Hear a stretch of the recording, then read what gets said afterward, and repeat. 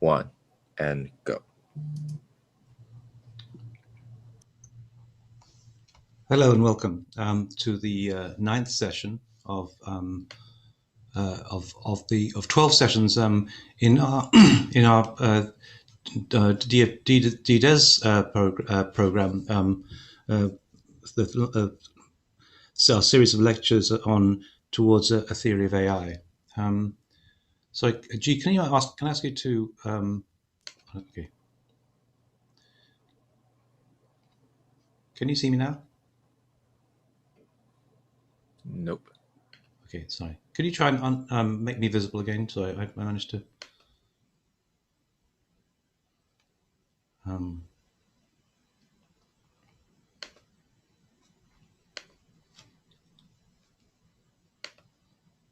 Okay, I'm done. Right. Can you see me now? Just 1 second and disappeared. Okay, let me just.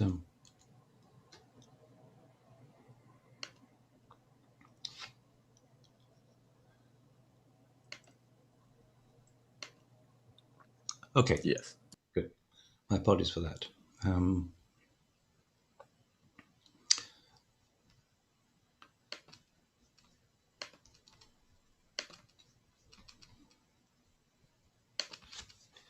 Okay, let's start again.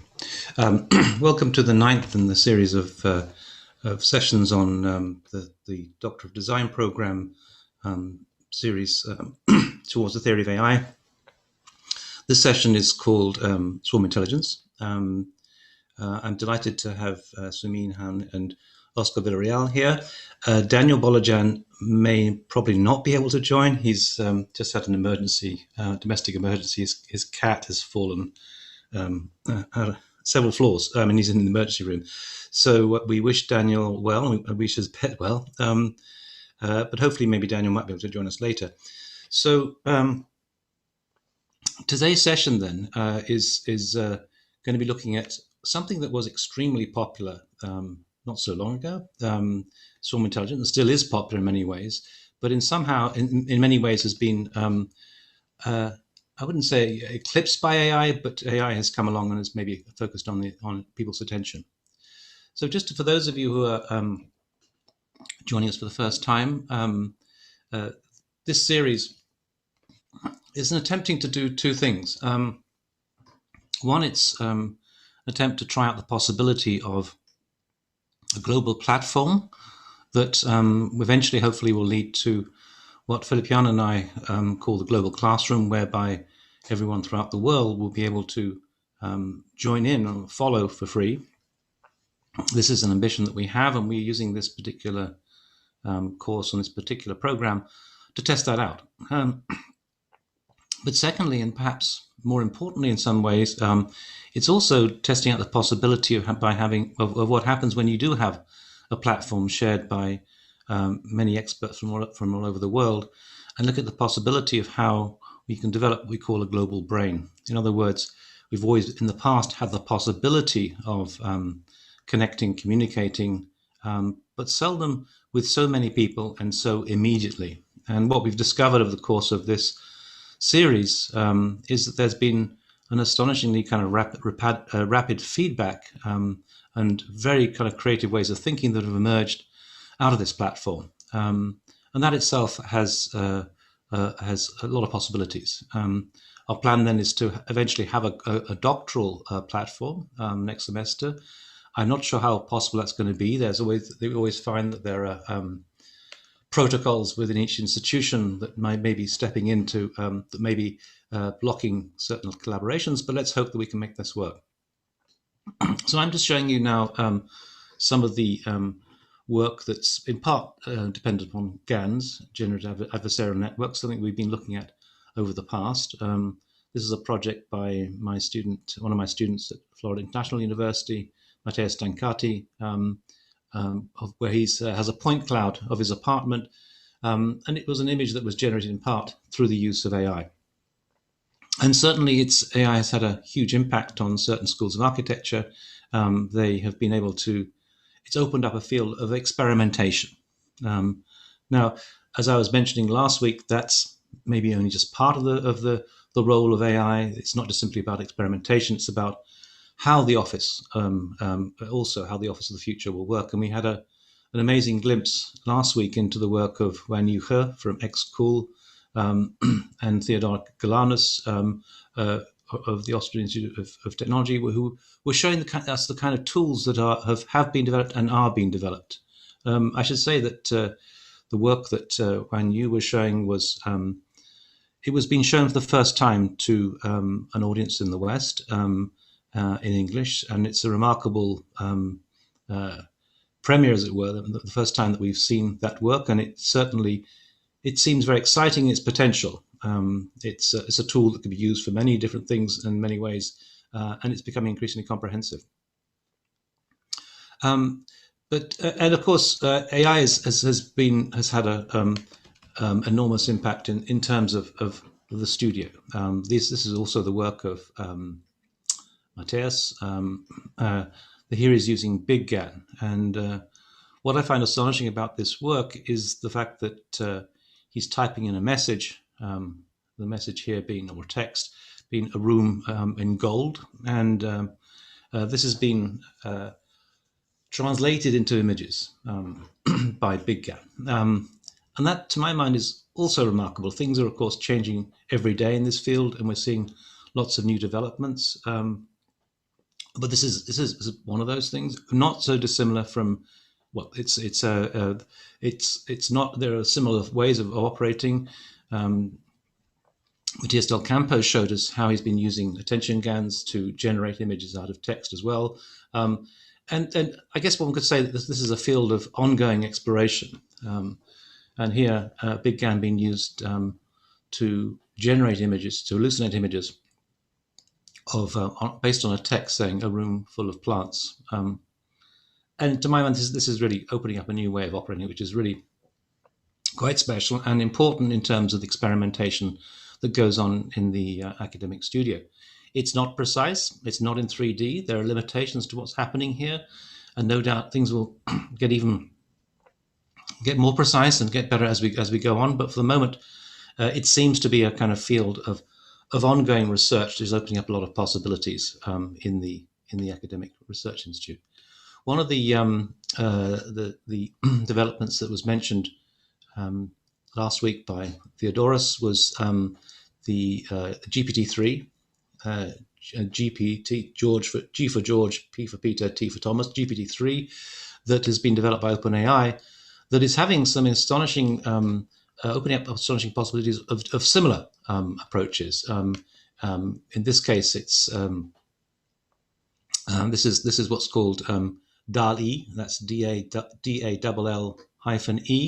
named, of course, after the Spanish painter Salvador Dali, where the machine is hallucinating a series of image based again on text. The prompt that is given is an avocado in the shape of an armchair in the shape of an avocado, an armchair imitating an avocado.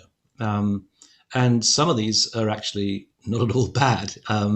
It seems like it's so. There are developments. I'm particularly fond of this one here, but there are other ones which I think are kind of witty in their own sort of way. It's opening up a new field of experimentation, and we can expect to see a lot more in the next few days. This is another version of this. This again is an armchair without astonishing. I'm just blown away by some of this stuff. It needs to have prompts, of course, and it's limited in some ways, but nonetheless, you can begin to glimpse what this might lead to. And I should say that some of you might have been following the series on Clubhouse, a series of talks on Saturday where they're looking at AI, neuroscience, and consciousness, and GPT-3 is really raising a number of interesting kind of questions. Obviously, it's not conscious. Nonetheless, it seems to be generating something that is moving us further forward in some ways. Yesterday, they were talking about how maybe we're projecting too much onto this. Maybe it's not from a kind of very human way. We're projecting certain human attributes, and it doesn't have those. But nonetheless, I think we're in an area where we can see that there are developments that are happening that are causing us to challenge things. And to my mind, what it makes most challenging, what it begins to open up, is the question about how we ourselves, as human beings, operate. And this is another example of DALL-E, where it's being I think the prompt was a room with 2 chairs, a fireplace, and a picture of the Colosseum above the fireplace. But something's happening, and this is really, really very, very interesting and exciting in many ways. Who knows what we will be able to reach in the future?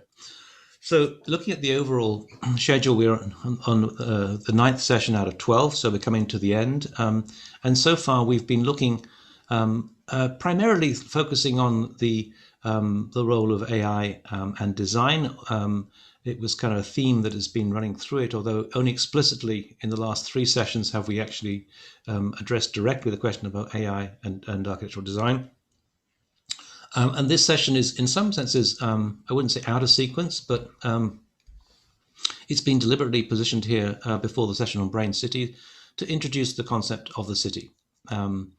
Swarm intelligence itself became incredibly popular around the turn of the millennium as a result of certain publications. It doesn't, in that sense, predate AI in any way, but it became something that was really a field became an important field of exploration in many areas, especially in architectural design, around that sort of time. So we're sort of going out of sequence somewhat, but at the same time, what it's doing, interestingly, importantly, in terms of our sequence, is introducing the notion of the city. Of before we deal with the brain city, which is the literal application of AI to the field of design. And just to give you an overview of some of the publications in this field, in many ways, I think the most important one was the one in 1999 when these 3 European scientists working in the Santa Fe Institute were started working in the field of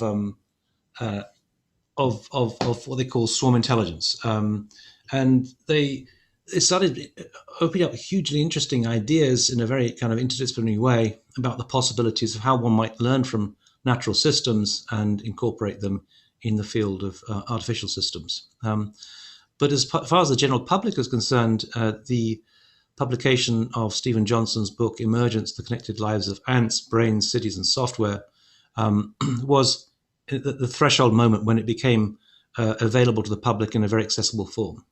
If there's one criticism of an early book on swarm intelligence by Eric Bonobo, Marco Dorigo, and Guy Terrales, is that they were writing in a very kind of scientific way, and Stephen Johnson, who was a kind of popular science writer and a very successful one, was able to massage this into a very more coherent vision. These ideas were incredibly popular when I was teaching at the AA in the early years of 2000 onwards. All my students were writing about emergence. And then later, Roland Snooks and I began working on this and looking at the way that it was being used by architects as it became an increasingly important field of research, not least also because of the development of processing. And in 2010, we had an exhibition in Shanghai in China and a symposium about that subject. This book actually came out in 2017. It was a little delayed for publication reasons. We had to retranslate it. We got our students to translate it, and we needed to find it. It was many of the terms were translated in different ways, and I think the term swarm intelligence came out in 5 different ways in Chinese. We had to revise it, but it came out in 2017. By which time, of course, it was a little bit out of date because many other things were happening by then. So what I want to do today is to start off by just giving a brief introduction to what the term swarm intelligence might mean. And in many ways, it's quite straightforward. But like the term itself, or like the principle itself, it can lead into all sorts of new directions. It's based on simple rules, but out of those rules, a certain complexity eventually emerges. And it seems to me that the term itself also opens up a whole range of possible new forms of operating. So this is an image which that's is very familiar to me. I held a post as a professor of architectural theory at the University of Brighton for a while before I came to the States. This image of starlings coming into roost in the evening, but it seems that it's not so universal. There are certain places in the world where you find this performance, this kind of aerial acrobatics, especially during the winter months, in the evenings, especially when the starlings are coming into roost. So it's not universal, but there are certain places. I know, for example, that Rome has an incredible display many months of the year.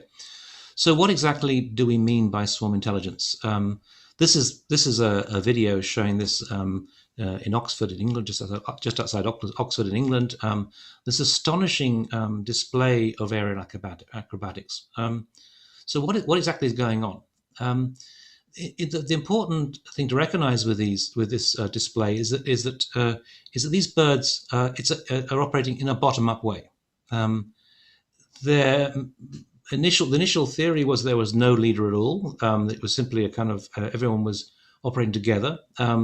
Subsequent revisions have said, well, maybe there are some dominant birds who are causing this pattern, or at least helping it to be initiated.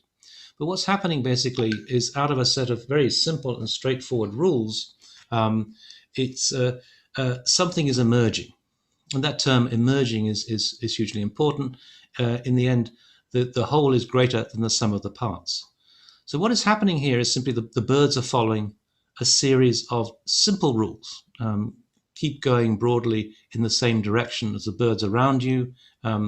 Keep going at the same speed, but keep a certain distance from the birds around you. And what is, of course, astonishing is that the birds don't crash into each other. So what do we get out of this? And then out of that, curiously, strangely, some more complex pattern begins to emerge. And in some sense, it's a little similar to stellar automata. Stellar automata are static, but nonetheless, they do follow some simple rules. And after a while, some form of chaotic behavior starts to develop, or seemingly chaotic behavior, should we say. In the case of stellar automata, they will always follow the same pattern of behavior, whereas in the case of swarm intelligence, you'll get a range of different forms of behavior. Another important aspect of this is the fact that the birds in the flock are not aware of the fact that this looks like this. They're inside the flock of birds, and all they can see are the birds around them. On the outside, of course, it looks like this. And in many ways, I think this is a kind of a metaphor for things that are often happen in architecture. I often think about this in terms of how we operate as architects when we're designing. We're not aware, perhaps, of the way that what we're doing might appear from the outside. The general public might see what we're producing in terms of style, but when we're operating as architects, that's not what we're thinking about so much, and so on and so on. It becomes a metaphor that is increasingly interesting. It's also very interesting in the way that we operate collectively, maybe on a DDES program, as we are learning from one another. It's a very rich metaphor in many, many ways. Anyway, what is also interesting about this is the fact that about the principle of emergence, this bottom-up collective behavior that starts producing these astonishing forms, is that you find the same principle at work in many other entities in nature. Here are sardines, obviously clustering into some kind of ball-like formation to protect each other from any sharks or any fish attacking them. And you can see it in many forms throughout in many manifestations in nature itself. In fact, the subtitle of Stephen Johnson's book, The Collective Lives of Ants, Brains, Cities and Softwares, points towards this principle. No matter how incommensurable the individual agents are, we will see a similar form of behavior. Now, importantly, because it includes the term cities, it suggests that we can think about cities in this way. And importantly, also, because it uses the term software, and we're thinking here about neural networks and multi-agent systems, it suggests that maybe there's a possibility of using multi-agent systems to model urban forms and indeed architectural forms in general. So this became a field of inquiry among a number of leading progressive architects. Elisa Andruszek was one of the pioneers who developed this, and also Roland Snooks, who himself was a student of Elisa Andruszek. Both of them are now at RMIT in Australia. I would have loved to have invited them to present today, but of course it's 1 o'clock in the morning in Melbourne, Australia at the moment. And importantly also, and this to my mind is something we've mentioned this before, and to my mind it's a very important aspect of this research. It points towards how we can use computation to understand natural systems. This is the study that was done by Craig Reynolds, where he was attempting to understand the flocking behavior of birds and using these agents that he called boids. Now, the significant thing about this was that it took a computer scientist to, as it were, reverse engineer the rules behind this behavior in order for us to understand exactly what birds were doing. So this kind of research opened up the possibility for those working in the field of bird studies, ornithologists and so on, biologists, to understand what were the principles behind flocking behavior. And beyond that, it also, I think, opens up questions about how we might use computation in general to reveal things about the natural world. Just as GPT-3 has been opening up questions about how we as human beings operate, so in general, I think that AI has huge potential to become a mirror by which to understand what we do as humans. And in a very straightforward way, and I hope to take this a bit further later on, it also, you can see this manifested in architectural forms. This is an island, some traditional dwellings in an island in Greece, where you can see the kind of clustering of these particular units. These kind of follows the same kind of principles. In this case, clearly following the contours of the land. And you can find this kind of principle throughout vernacular architecture in the world. This is a view of Marrakesh that we included in our book on swarm intelligence, where again you can see the kind of the basic principles of how this operates.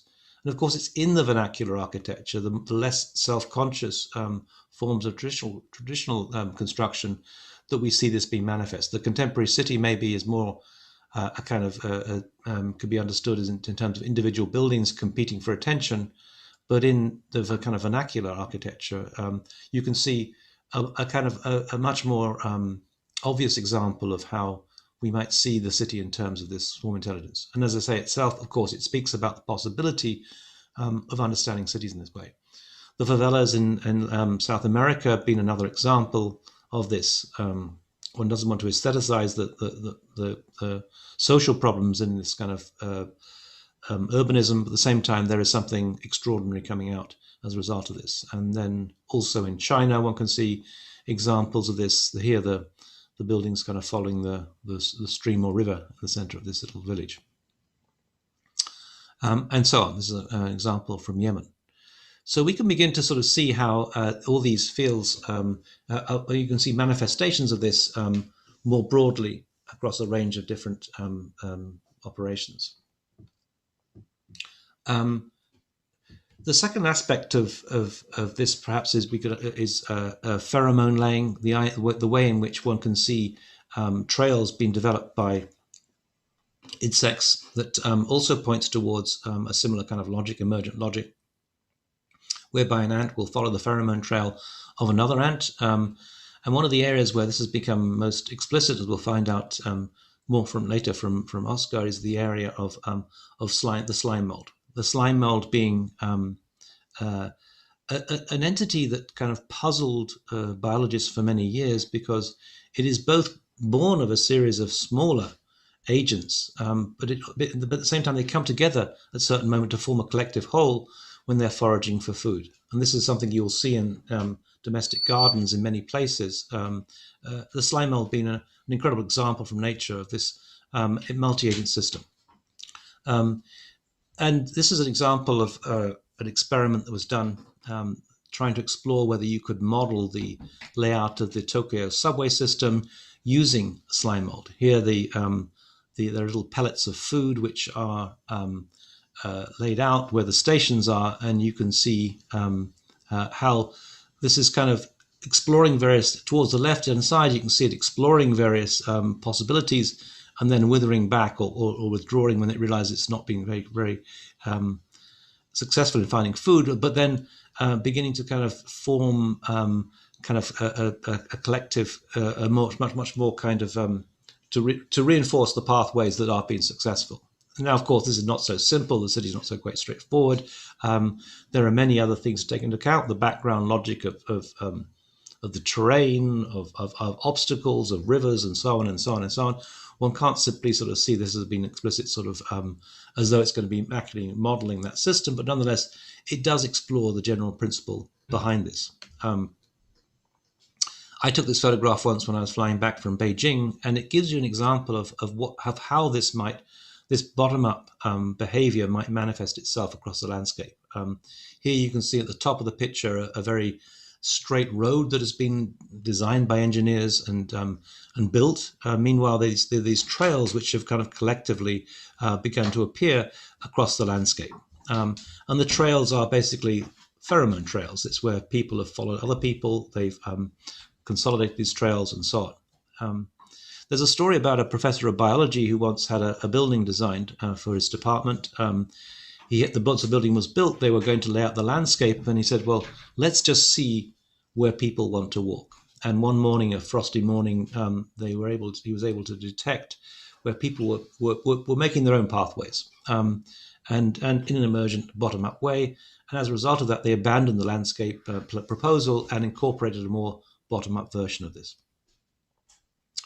And this, of course, has led to a series of experiments. This is the work of Ronan Snooks, the co-editor of my colleague with whom I edited the initial book on swarm intelligence, architecture and multi-agent systems. At the time when he was working for Kukuja, he and Robert Stewart Smith set up Kukuja. In fact, there were three of them. And this was an early exploration where he was looking at the landscape of Melbourne and using these systems to generate urban proposals. So one of the early forms of exploration about how this might feed in to the logic of urbanism.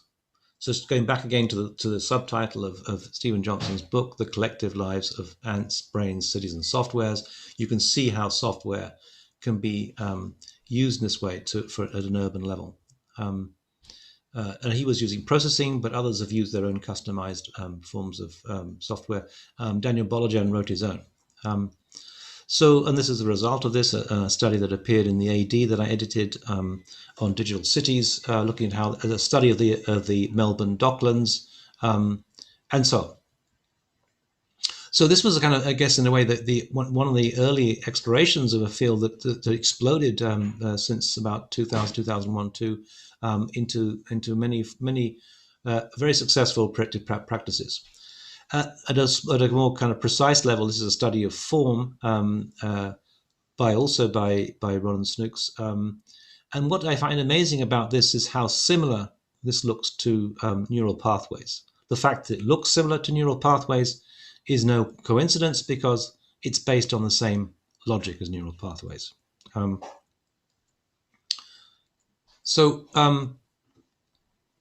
will stop sharing. I want to come back to some of those questions later on. But at this stage, Daniel Bolojan is unable to join us. But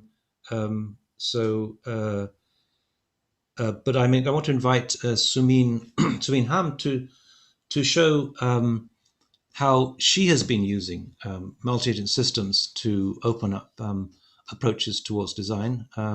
Sumien, as you may know, well, let me give you a brief bio. Sumien was actually initially was born in Korea, then moved with her parents to China, studied architecture at Tsinghua University, one of the leading schools in China, and then moved to London to study the AADRL, went to work for Zaha, started teaching, I think initially at the AA and then at UCL Bartlett, and now has moved to SciArc to teach there.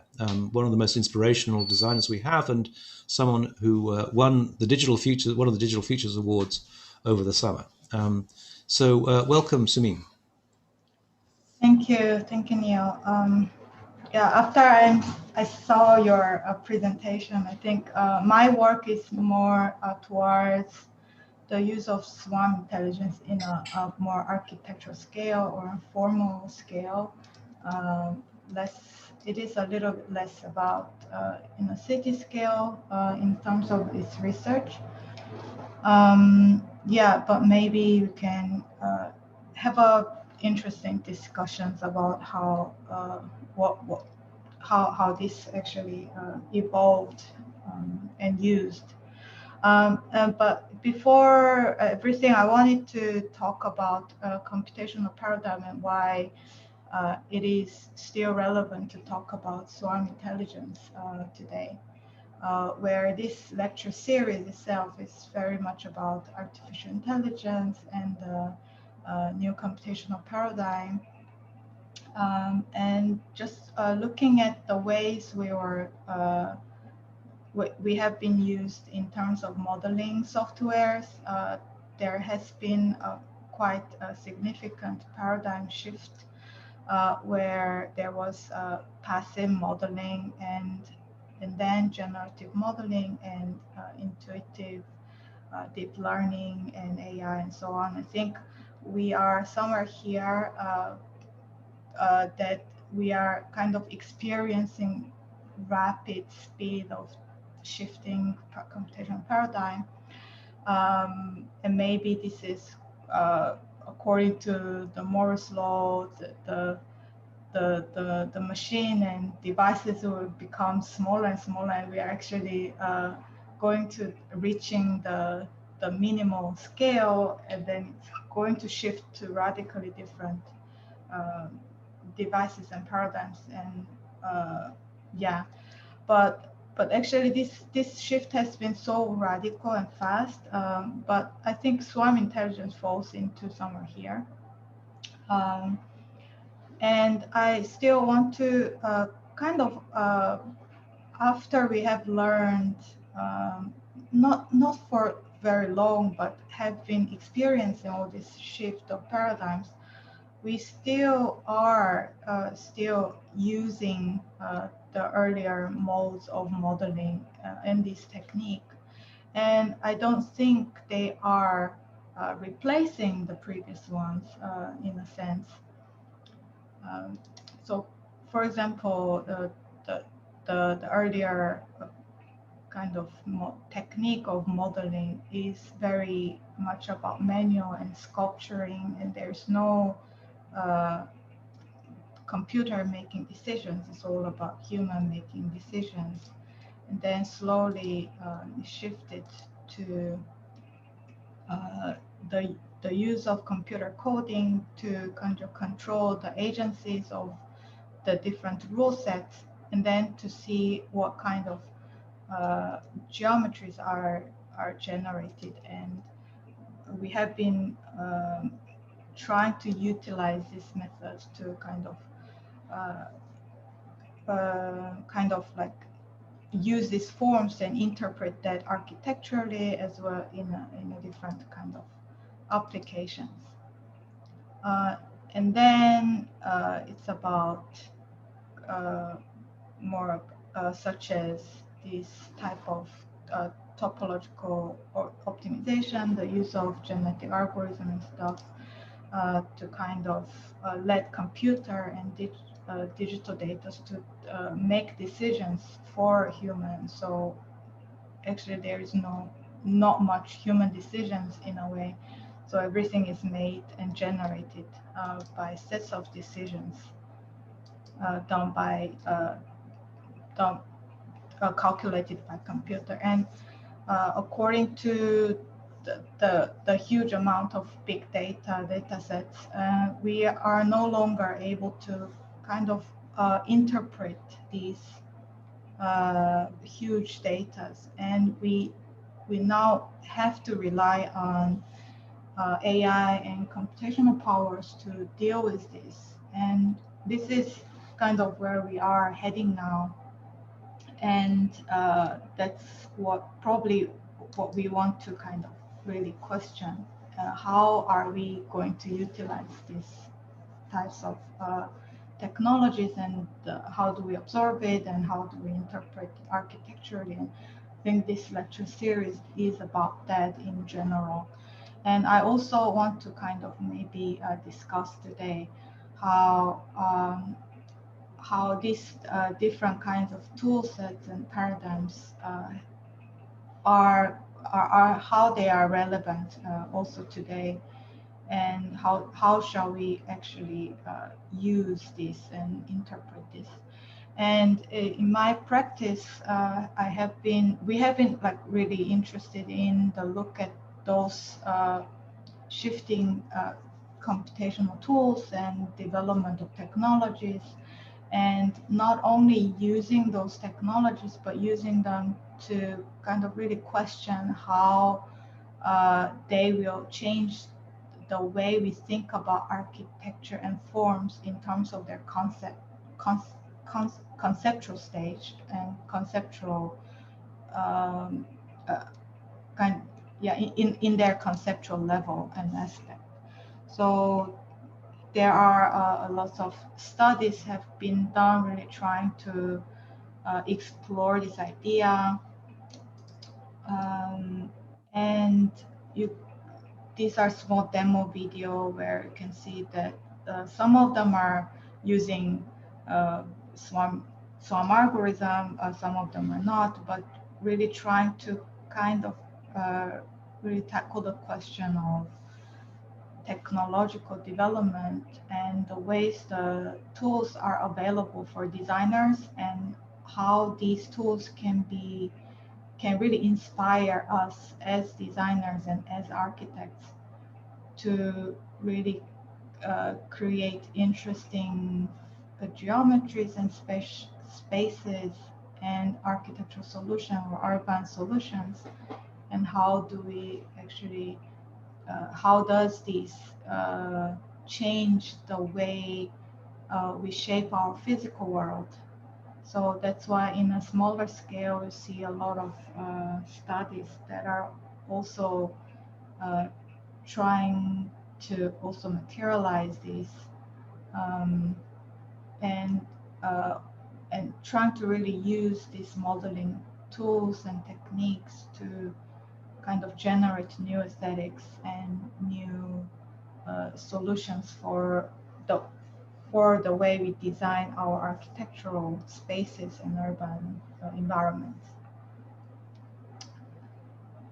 So these are combination of the work from practice and from students from Bartlett, from AA, and lately in SciArc as well. And today I'm going to just finish this video.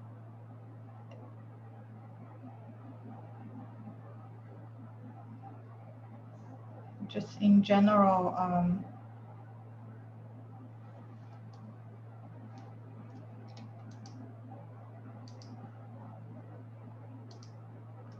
so in general, there are sets of applications from the practices, really trying to kind of apply these techniques in terms of redesign architecture and urban environments, and also kind of practically apply in interior spaces and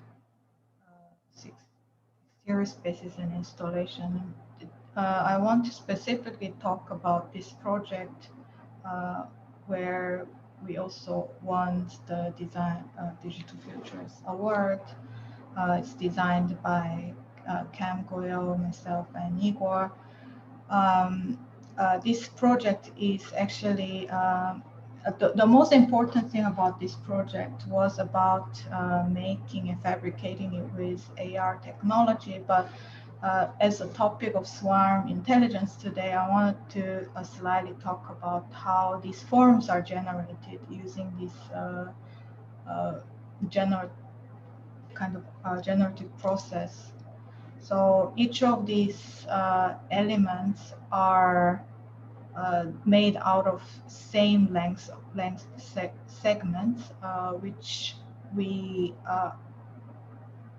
applied this algorithm.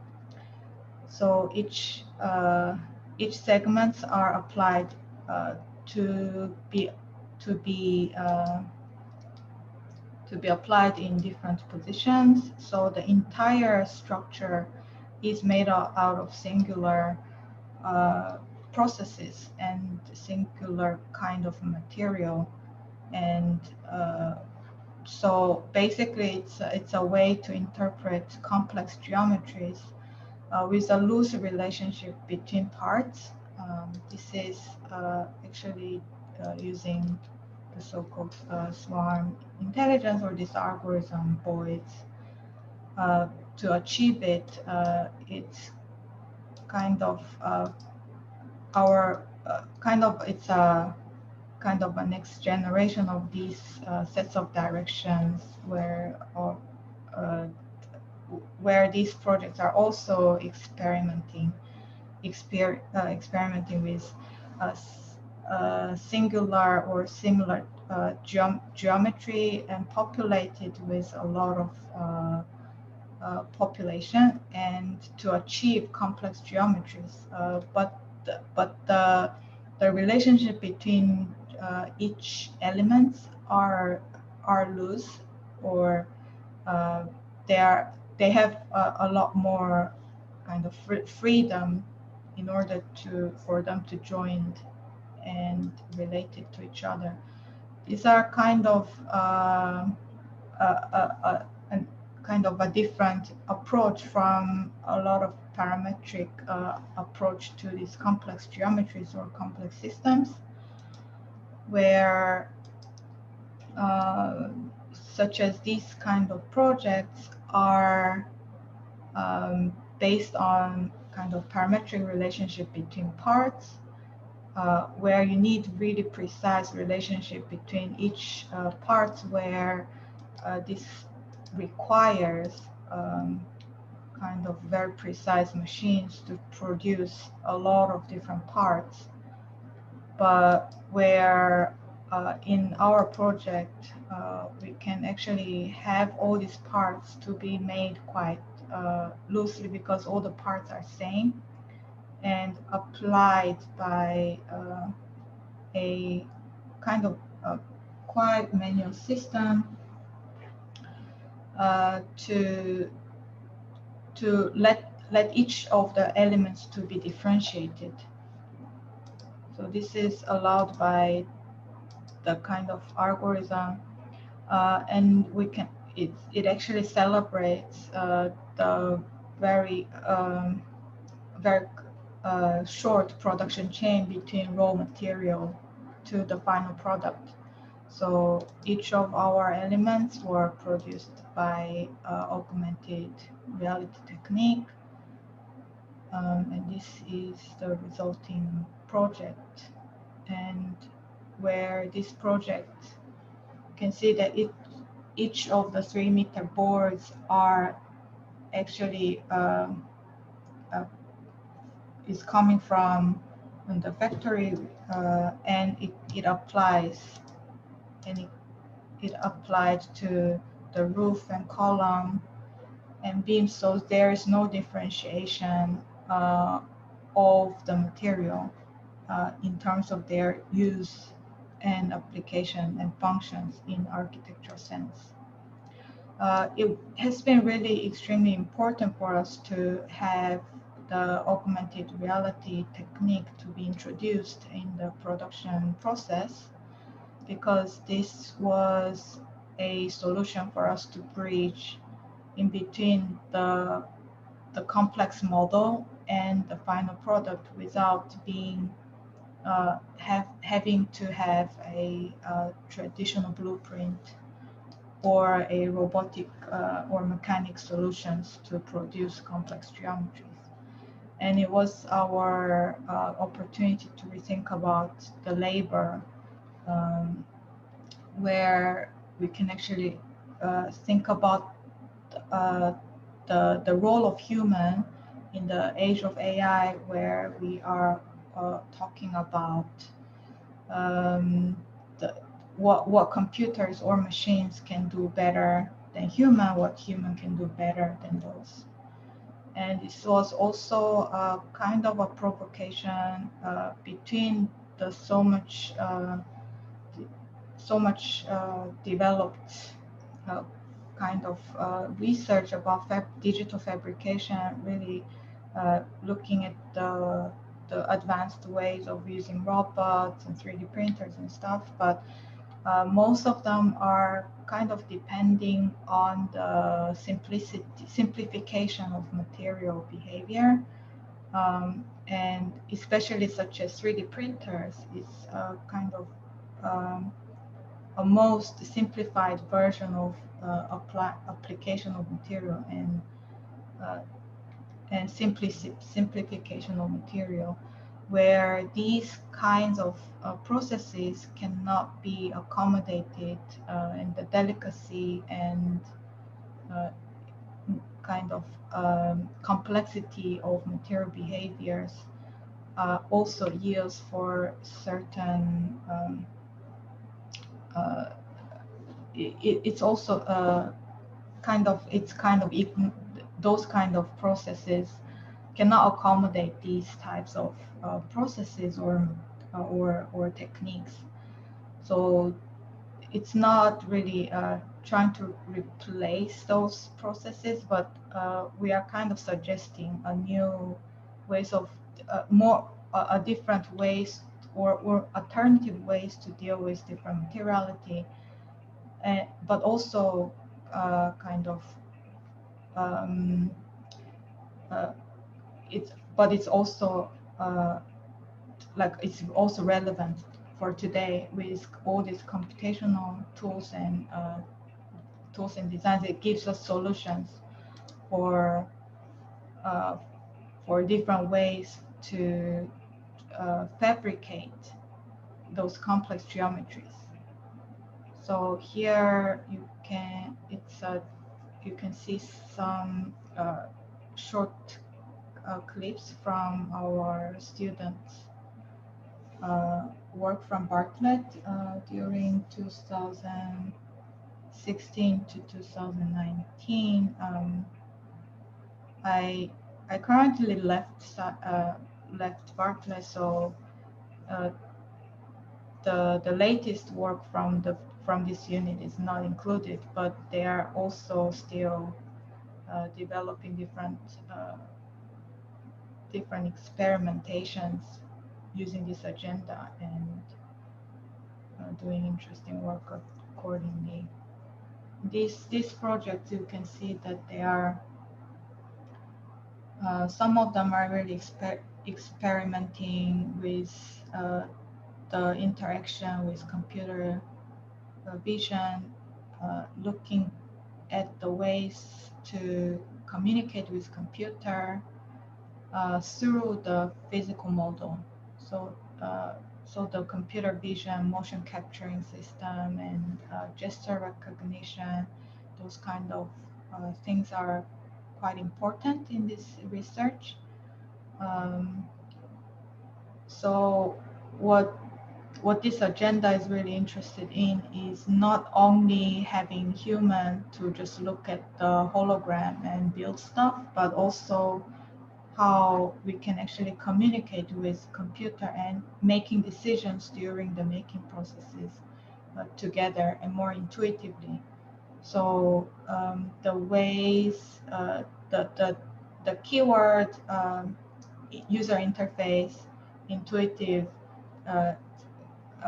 communication with computer is a very important key here. But here you can see different portfolios that is developed, that is testing also different material and crafting processes. Here, particularly this project is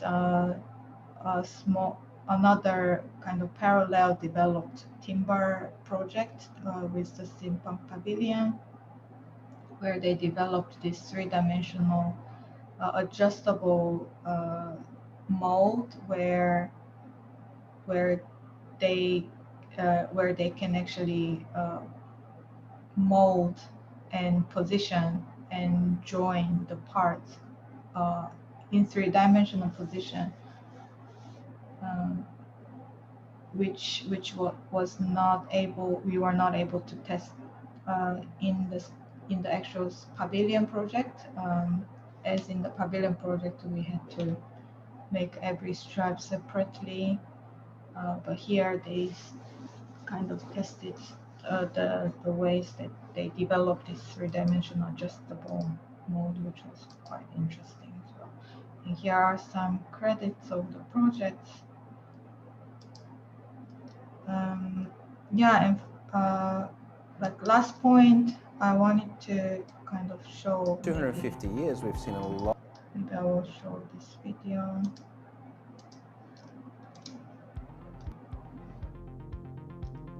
Over the last 250 years, we've seen a lot of major disruptions as a result of technology. For the machine age, it was the steam engine and later the combustion engine, bringing on the end of the industrial age. For the atomic and space age, it was nuclear energy and taking men to the moon in these massive rockets. The digital age was all about computers, electronics, and in the later stages, the internet. Is this Encyclopedia or National Geographic? But the next stage, the augmented age, it's going to be about you and I and the way we live our life. And over the next 15 to 20 years, almost every aspect of the way we live our daily life is set to change. Me, but just I'm worried that we might have to lose the. Is there a way you could turn on the music a second? Okay. Yeah. So, anyways, this book was already pretty outdated, but it's interesting that it's actually, talking about that we are already living in augmented age, which I kind of really agree that the shift of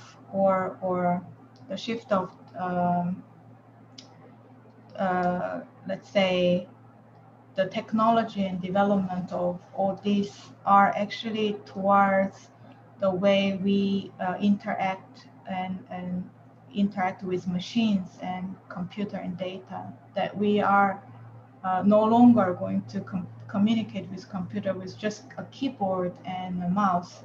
It's going to be much more intuitive, and in this kind of era, how do we look at technology and the development of artificial intelligence? So maybe the interpretation might have been, for example, maybe people thought AI will be developed and they will become superhuman and will replace human being, or it will threaten the role of humans. But actually, more and more, we realize that we ordinary humans will be augmented with technologies and will become Iron Man, which we will become superhuman, but as ordinary people, by the help of technologies. So in this age of augmentation, how are the way we design and interact with our digital models or our tools will actually change the way we design our architectural spaces and our physical environment? I think it's extremely important question to ask. And this is a sketch furniture. It's a really old project, but I thought it's really interesting that these kind of geometries can only be done with these kind of ways to interact with geometry, or this kind of way to draw in three-dimensional world. And this is a good example to really show how the technology will the ways we use technology will change the way we design, in this case, furniture. But how is this going to actually affect the way we live in the future, and how the city will look like? It's kind of really interesting thing to kind of question. Yeah. So yeah, I have 2 project videos, but I think I was going to play it if I have more time, but So, I mean, please play it. But the only thing is, we music in the background can have us blocked. So maybe if you could play it without. Is there any music without music? okay. So they are like 3 minutes video each. So there are 2 projects video. So I can play without video, and I have a background music that is allowed by YouTube. I Well, can play maybe this. you can leave it off because we had problems before. Okay. Yeah, So even yeah. with problems. So. Okay.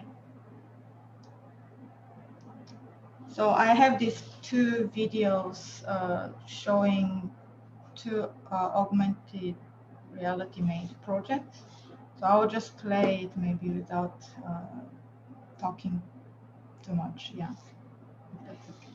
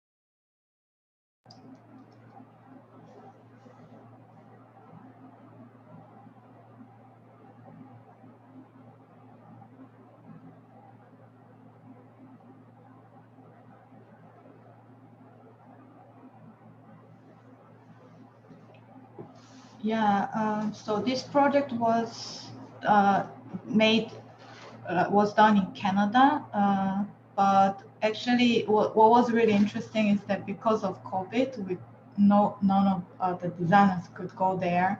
It was a big surprise, but actually because of the use of AR, and also we introduced the cloud-based digital twin platform. So we were kind of we were able to supervise the site and making without being there, and completely remotely. So this, for example, here, what you are seeing is what we can actually see the on-site condition uh, every day, and the site crew were uploading the pictures in daily basis, so we could have reviewed and monitored the on-site conditions. So I still haven't been there, but we were pretty happy with the result, and it was an installation competition for landscape. It was a landscape festival kind of project.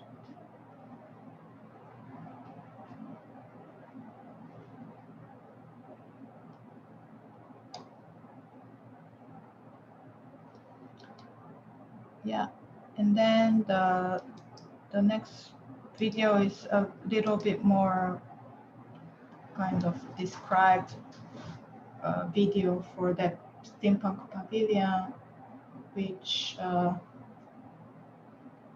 you have seen already previously, but here there are a little bit more detail and some progress. Yeah, and progress scenes, so we can have a look.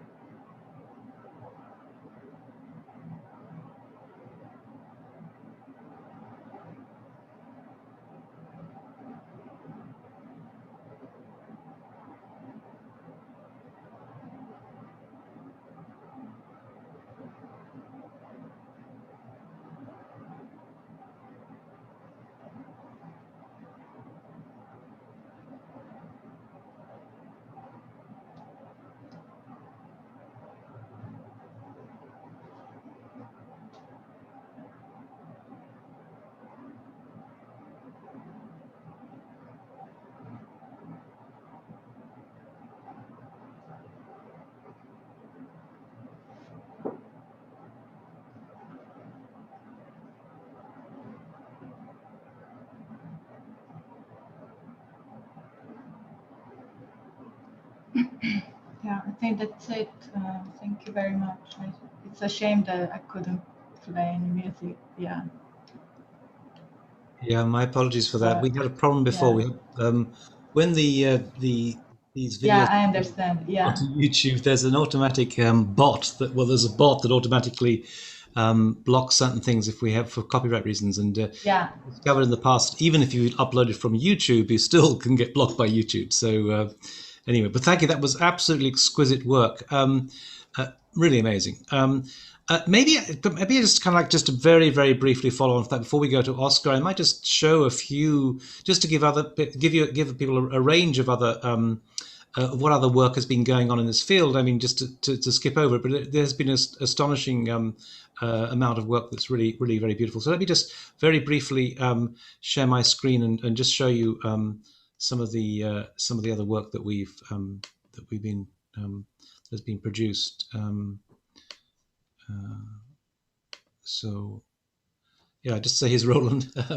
I hope. Can you see this? Yes. Yeah. So Roland, who was my collaborator on the Swarm Intelligence project, has been working on this. This is a mace that he produced for RMIT, a titanium mace that was 3D printed, that was designed using processing, then 3D printed.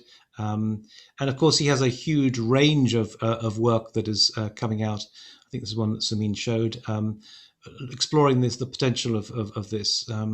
This is for NAMOC, a collaboration with Tom Wiscombe and some further work coming out from his office. And then fabricated components, some work that he did with his students at UPenn, exploring the possibility of multi-unit systems, and then from RMIT itself. Elisa Andruszek is an important figure in this field as well. This is the Russi Pavilion that Philippe Morel knows very well. He won the competition. This was some work done some time back now, but she's still exploring this in terms of her research and are teaching both, well, now at RMIT, but previously at the Bartlett and the A before that. Ezio Placetti, who is at UPenn, who has been collaborating with Lisa in the past, has been doing a lot of work in this area. And Gilles Retzin, I should say also, this is a soft kill project from the AA, has been exploring the use of multi-unit systems as well. So I guess, I mean, what I'm trying to say is that there is a lot of work that's out there, which is exploring the formal possibilities of swarm intelligence, and there's a lot of work that goes out, and I didn't mean to give the impression that it's only about cities at all. I guess from my agenda, I'm interested in how it feeds into cities, but of course there's a huge explosion of work that's been going on in this field, and some absolutely exquisite work that Sumien was showing. And I love the concept of augmentation, of AR and of AI and so on, and how we might be looking forward to a kind of the notion of we already have it, the notion of the augmented architect. So I'd like to now invite Oscar to present some work. Oscar Villarreal. Oscar has been part of Ecologic Studio. He studied under Claudio Pasquero at the Bartlett, and produced an extraordinary project that won an award. Oscar, it's great to see you. Over to you. Hi, thank you. Hi, everyone. Great presentation, Sumien. It was a really nice presentation. I'm going to share my project right now. Can you see the presentation? Okay, so my project is called Wait. Oh. Yeah, we need to see full. If you could make it full screen mode as well. Yeah.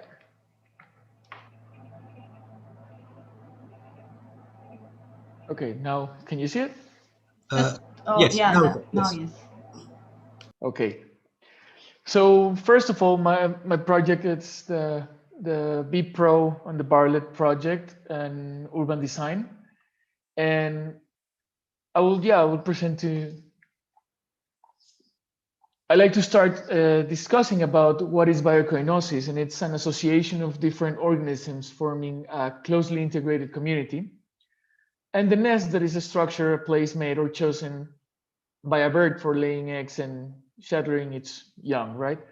And this starts because normally we define everything as an ecosystem, but an ecosystem, it's the interaction between entities, and the biocoinosis, for me, it's a better word because it's not only the interaction, but it's the community that grows with it.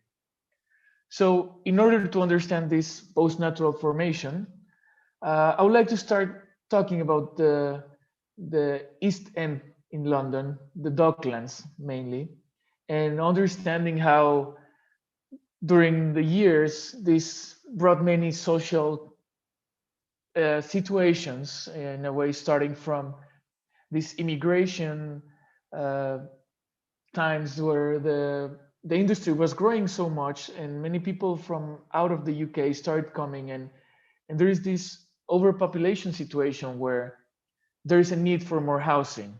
So by needing more housing and not having enough infrastructure, there is the situation of homeless and many local people that are starving. So you have all of these creations of different communities and different groups that start to help these people.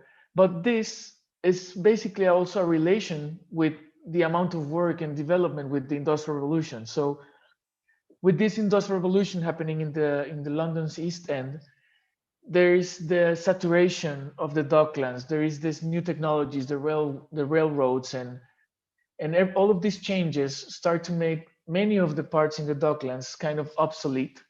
So there was this idea, so start to change the Docklands and trying to give a new program or try to give a new use. But then came the Second World War, and with the destruction happening around this, there was a moment where they have to make a decision if they were going to rebuild everything from zero in the same way it was before, or try to do new type of buildings. So with this, the LDDC was created, and they started to develop a new economic node. They started to develop Canary Wharf and the London City Airport, London Arena, and all of these type of new program and new typologies to bring back the economy to the area and try to change what was originally this industrial working class area.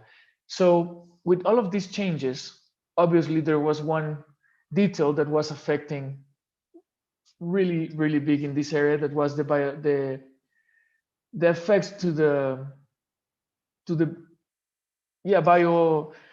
biology in this area. No, the nature was being consumed, and we see over time how this human infrastructure starts to grow, and the biodiversity loses all of its area. So if we analyze this in a worldwide perspective, we understand that the biodiversity loss it's really big, and it's really advancing during time. And with this, what we are expecting is situations like COVID. So the human is invading the non-human environment, and with this invasion, there is different effects such as zoonosis, and when the non-human tries to use the human infrastructure as a new habitat and try to develop their life in this new area. So with all of these changes, COVID brings this example of how the human starts to limit itself and how there is this control from the non-human. So after analyzing these effects that the humans having also in the ecosystems and the environments in the biodiversity, we understand that the climate change is having side effects, and this temperature rising in the poles of the world is having these climatic extremes.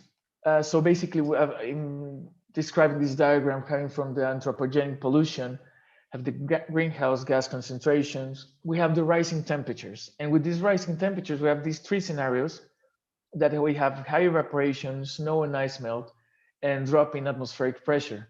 So all of these scenarios are creating a sea level rise, which by having this projection on the sea level rise, we're talking about possible floodings in the future. A couple of months ago, when I was doing the project, we have this real video from Norway where the ocean starts to take the land back. And this is a scenario that we can see more often every now and then, and that's something that has to do with all of these changes on the rising temperatures, the rising sea level, and how the ocean is going to eventually cover part of the earth. So for this, I projected a flooding London to try to understand what will be the situation in London in 200 years, having this 9-meter sea level rise, and taking the Thames River and all of the different adjacent rivers and water volumes. We projected this flooding and then tried to understand what happened. So once we understand the ecosystem built from this, we have the marshland. The marshland comes from this flooding and starts to develop in the edges. And after understanding these different layers of the marshland, we try to understand what type of connections we can make between the water, the soil, all of these movement from nutrients that can go from the water to the soil, and all the microorganisms that start to grow and develop to create this new ecosystem and interaction in this node that is naturally formed. So if we understand this, we have the idea that this happens at the edges of the marshland, but what happens in the inner part of the city? How can we bring all of these nutrients, all of this ecosystem to the main part of London? because with this flood, then we're losing all of the center part of London. And we want to bring these nutrients, this ecosystem, this interaction. So after doing some proximity analysis with combining the green areas, water volumes, and biodiversity location points, where we understand the nesting areas, the cohabitation areas of biodiversity, we find these spots and then we connect them.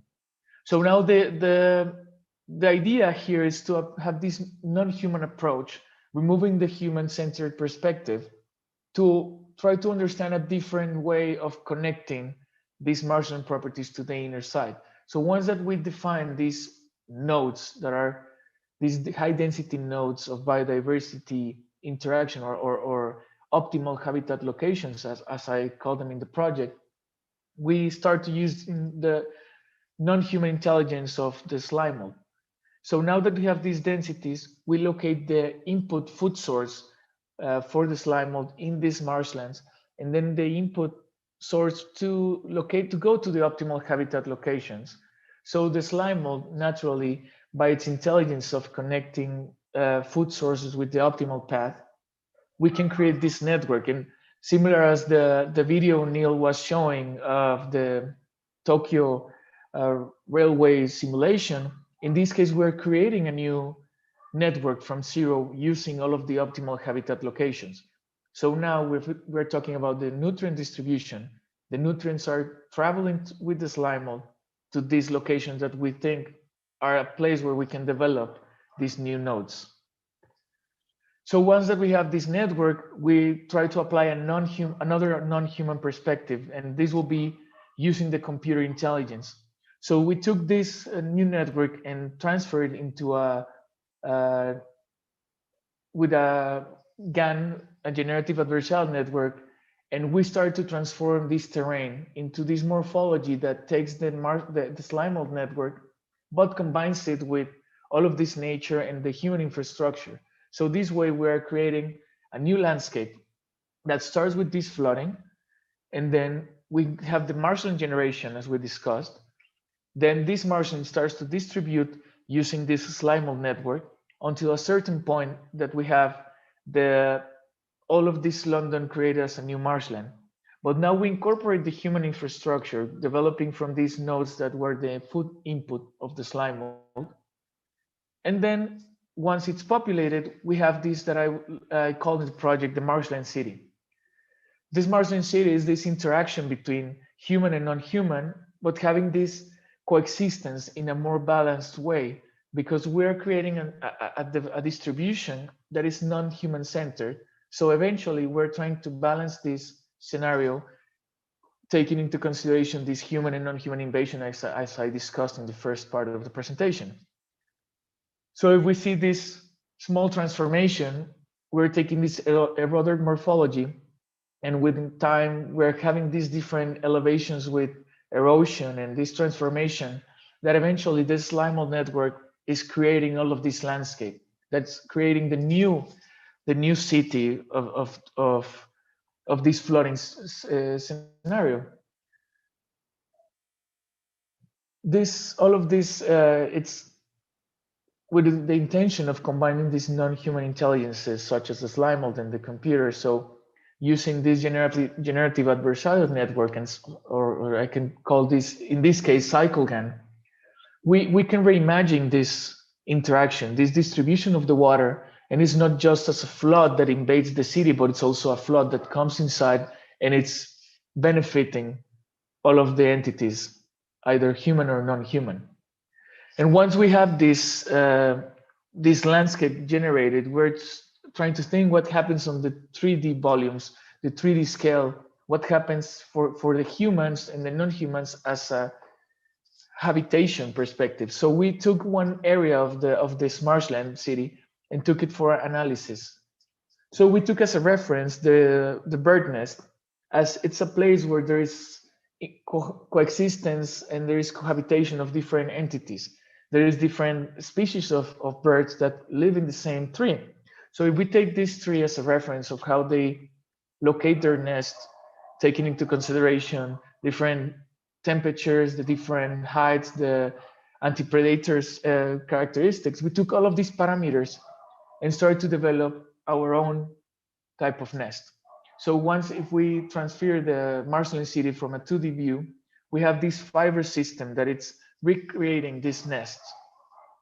So we start to think of the materials that we can get from the marshland, such as algae and biocement, and then create different programs that eventually create the new typology and the new volumes from this city.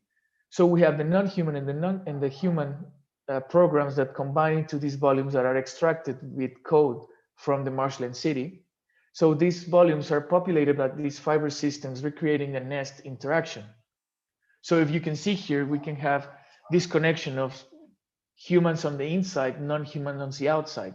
So this creates a better coexistence between them, a balanced scenario where these situations like COVID will be controlled in a better way. The zoonosis will be balanced because the non-human will not have the need to go to the human part of the city. So I like to finalize with these images where we have these new scenarios, this new flooding situation in London. So we're reimagining how this coexistence between human and non-human could happen. Having these volumes that I like to call the biocoinosis nest. These volumes that create this interaction within this marshland city and have a better balanced coexistence. And using, if we're discussing about the swarm, we see here how the slime mold works as a multi-agent system that starts to grow and develop this new city. And then when we applied it to these volumes, we have these fibers that eventually with algorithms, they start to grow as well as a multi-agent system creating a nest. So with this, I'd like to finish and say this, my project, it's aiming to find this balanced coexistence in a post-natural scenario, which by having this marshland city combined with this biocoinosis nest with the fiber synthetic nest, we have a better coexistence and this interaction that is more than an ecosystem, it is a biocoinosis nest. Thank you very much. Thank you, Oscar. That was beautiful work. We've seen just now two extraordinary presentations which have shown how these new technologies, new techniques can be incorporated with other techniques and technologies, opening up new ways of thinking about architecture. I want to just going to throw another thought into the melting pot, as it were, and that's to say that I think we can take some of the principle of the swarm and think about it in different ways as well. The work, for example, Kevin Kelly, who's done a lot of work on the hive mind and so on, has used it to explain and to model, let's say, or to explain how the economy works. And he's written several books on this, Out of Control, and so on and so on. And his view is basically say that if we want to understand the economy, we have to understand it as a bottom-up operation. You can't control the economy. It has its own bottom-up way of operating. And it operates largely through a kind of form of flocking or swarm behavior. If one particular customer starts buying, let's say, Adidas rather than Nike, there is a kind of a shift in the marketplace as others begin to copy. You can get a kind of flocking behavior within that logic. And I think this is another important aspect of how we can understand the potential of multi-agent systems within the city itself. And that might extend, for example, into the way that we might kind of colonize certain territories. Certain areas of certain restaurants tend to certain streets can be full of certain restaurants or real estate agents or something. There's a kind of flocking behavior in the way in which the city itself is colonized. So it seems to me that the whole logic of the swarm has an astonishing potential to be developed and used in theoretical domains beyond the strictly architectural or design domains, and to think about the city in new ways. I also wanted to suggest that maybe you can think about the principle of emergence within the broader history of of how things in general out of evolution itself. Last week, Theodoros Galanos was talking about how evolution was the one real kind of creative domain. It strikes me that maybe one could take that notion of the pheromone trail and the way in which things begin to evolve in an emergent way over time. And I'm thinking here about how kind of, let's say, styles of architecture begin to sort of to evolve from, let's say, the Greek to the Latin to the Romanesque to the Renaissance to the Mannerist to the Baroque to the Neoclassical, as a kind of evolution of a certain kind of form that is mutating and emergent in itself, or indeed one might think about certain typologies of buildings. Let's say a Swiss chalet, how it begins to kind of evolve incrementally based on one particular kind of model, but evolving over time. It strikes me that therefore we could even begin to sort of think about how creativity itself is an emergent phenomenon. Anyway, it seems I just want to sort of leave that out there. The idea that the theme of swarm intelligence, the idea of emergence, is something that really is astonishingly rich potential, and I think can be explored further in many different domains. I'd like to take the opportunity to welcome also to our panel today Manos Zaroukas, who is also part of the team from the Bartlett and who worked with Oscar on this particular project. So hello, welcome. Neil. Good to see you. Yeah, likewise. Let's open up into questions and invite people to comment on this. I think it was great to be able to see how Oscar's work was kind of bringing to the realm of swarm intelligence and AI together. One of the questions I always have about swarm intelligence is, I mean, one could understand any form of coding or any form of scripting, even, let's say, Grasshopper, as being a kind of form of AI, I guess, albeit a kind of good old-fashioned AI in some senses. But I've always found swarm intelligence an interesting kind of notion because it does have the capacity to optimize. In other words, you can see not only swarm particle optimization being a technique that is kind of, in a sense, learning, but it seems to me that the world of swarm intelligence and the world of AI is maybe not so. It's a kind of a rather blurred distinction, and certainly one can imagine the possibility of agents themselves being endowed with a form of AI. Anyway, I want to just kind of leave this open for questions, and I don't know whether Manos, you would like to raise any kind of issues based on what we've been talking about today. I think at the moment it's not something particular that I want to say, but give me like 1 second, because I have an echo on my sound. Okay. I listen myself as well.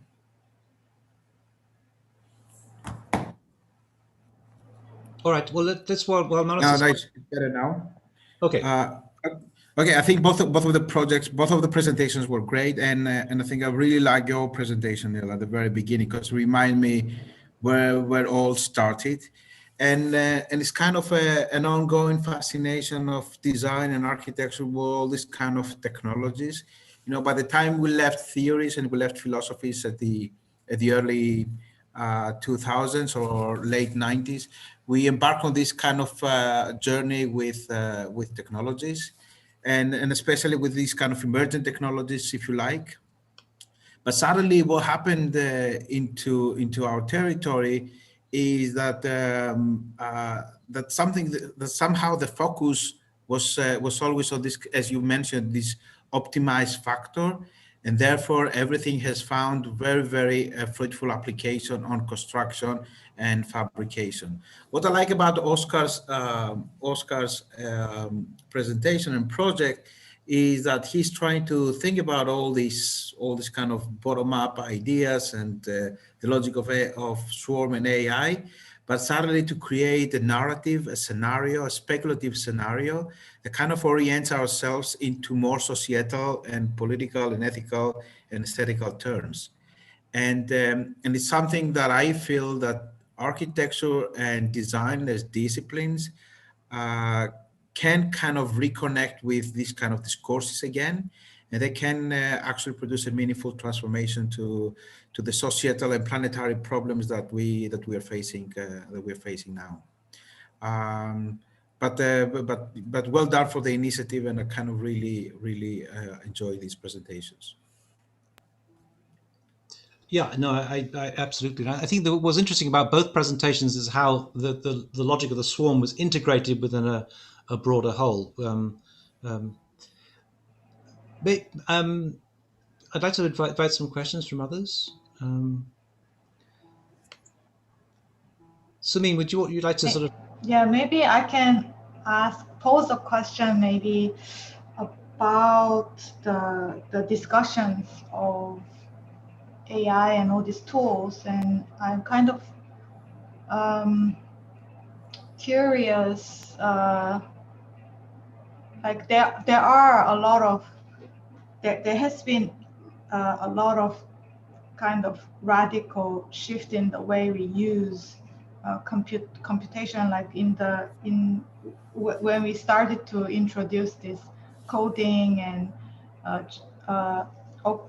object-oriented coding and generative method and modeling and stuff. I think it already kind of radically changed the way we design and using computation tools. And I think the current method that we are also using AI-based tools are kind of fundamentally not that different. It's just they are different types of tools. They are maybe different algorithms and everything, but I'm kind of curious about the way that we distinguish the discussions of swarm intelligence and AI as a separated two things, and kind of putting this as something that is old school or something that is very different. Of course, like it is very different types of methodologies and the ways we code and deal with the algorithms, but I'm kind of curious that if that distinction is very helpful or not, because maybe in a way that computer coding and algorithm tools helping us to create something very creatively or see something that is happening in the computer, and there's a wow moment, and that inspires us human. I think it's fundamentally very similar. Yeah, so maybe it's my question maybe to Neil.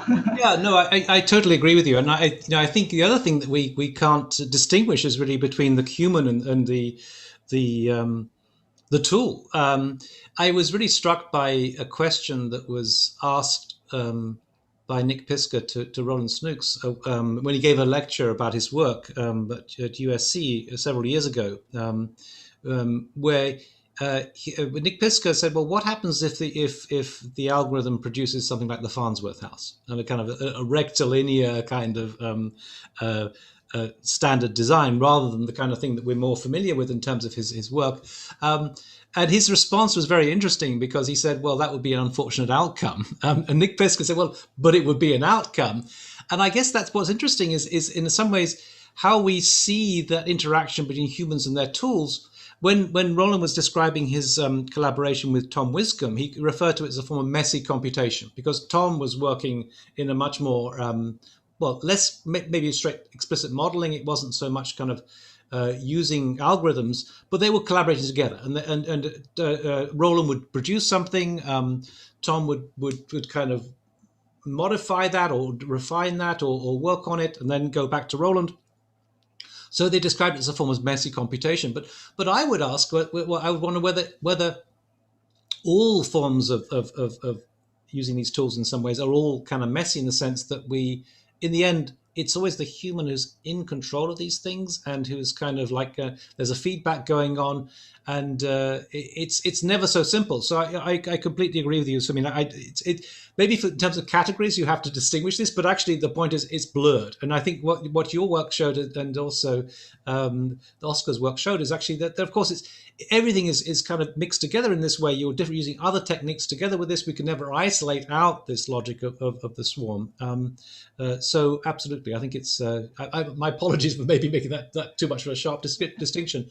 But I do think that it's in itself. I think what the logic of swarm intelligence has opened up is the possibility of seeing many different sort of fields connected in some ways. I mean, that's the whole point, I guess, about the subtitle to Stephen Johnson's book, is how we are all in some ways connected. So it's absolutely not a kind of question of isolating out one particular tool, but rather seeing them within a kind of broader continuum. Yes. We also have Alessia Arodi here and a few other guests. So I'd like to invite some further questions.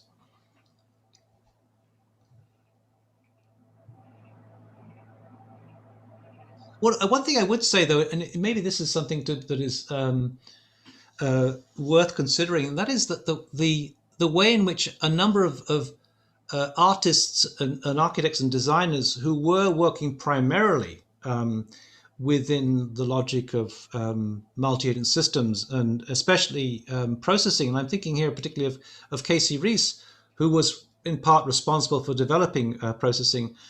Many have moved on now to work more explicitly on AI. So it seems like there is a kind of, in a sense, a genealogy to the focus of attention, shall we say. I mean, given the fact that swarm intelligence could be seen as part of AI. So, and that, of course, applies also to the work of Daniel Bolajan himself.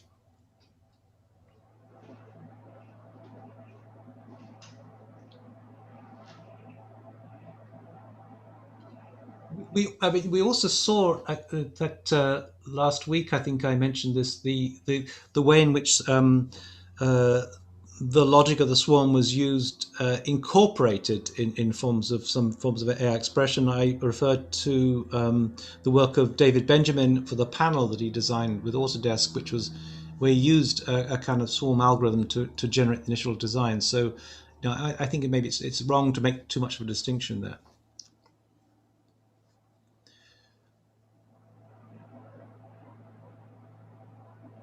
So I'm wondering whether I would maybe like to invite Wan Yu to say something, or to what extent maybe does this logic, can it be used within the kind of tools that we're using in the office, or in many ways, or indeed Theodoros, do you have any comments on how we can use the swarm logics within the kind of tools that are much more kind of, in some ways, having to be more controlled and precise in the office of the present and the future?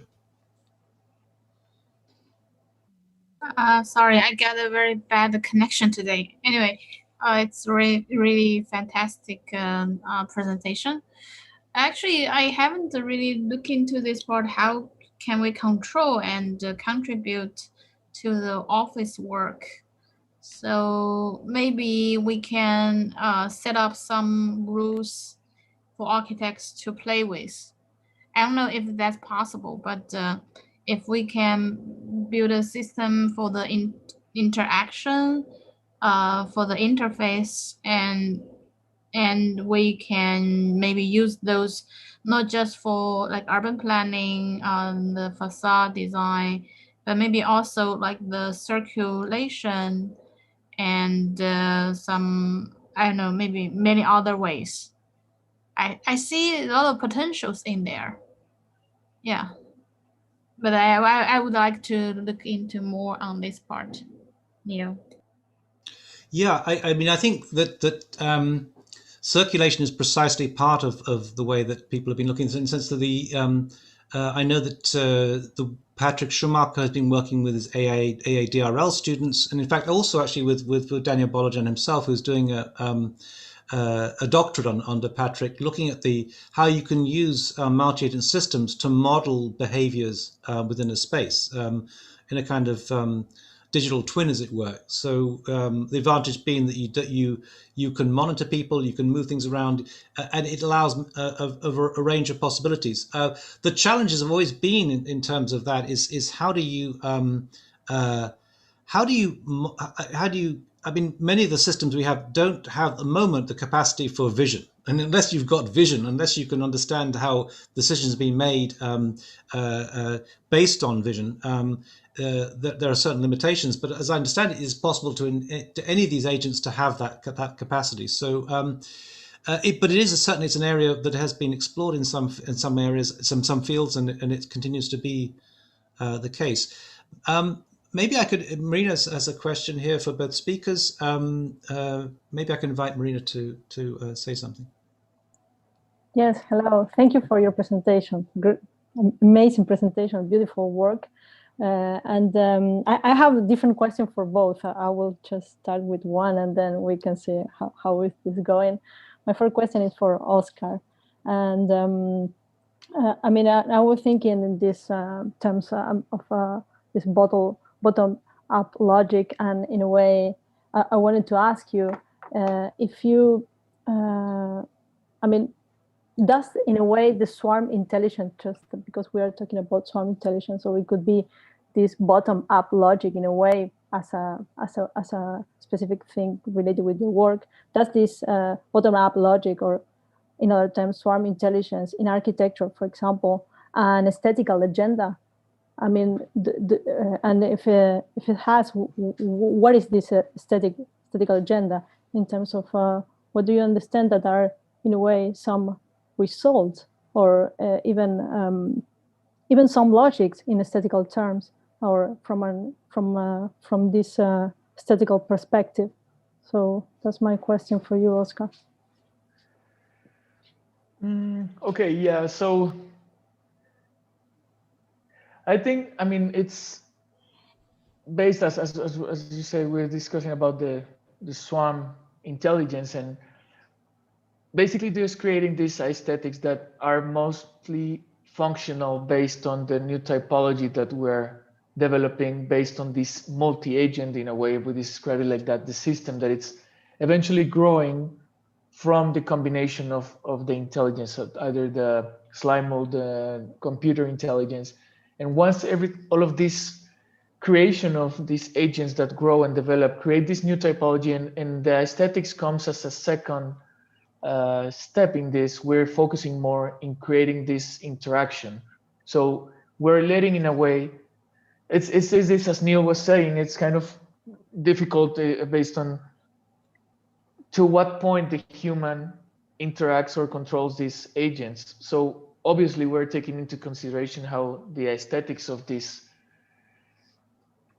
scenario is, but we're trying to leave it to the computer. We're trying to let the agents develop its new typology that probably the human is not able to grasp. And so, yeah, I don't know if that answers a little bit the question. Yeah, because in a way, it seems that there is like this idea of the bottom up is like, okay, there is like some aesthetic that emerge in a way from this logic.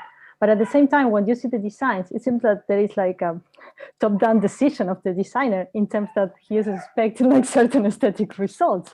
So how these two logics interacts, I don't know. Maybe it's like a kind of complement, or I don't know, or it's like a kind of yes, maybe it has like a kind of feedback or something, because it's like it sounds like a little bit contradictory for us sometimes, how we in the decision making, how we what is the process, or if the agenda is something that emerged, or if something that we preconceived in a way, because it's like we are all the time struggling with this in architecture.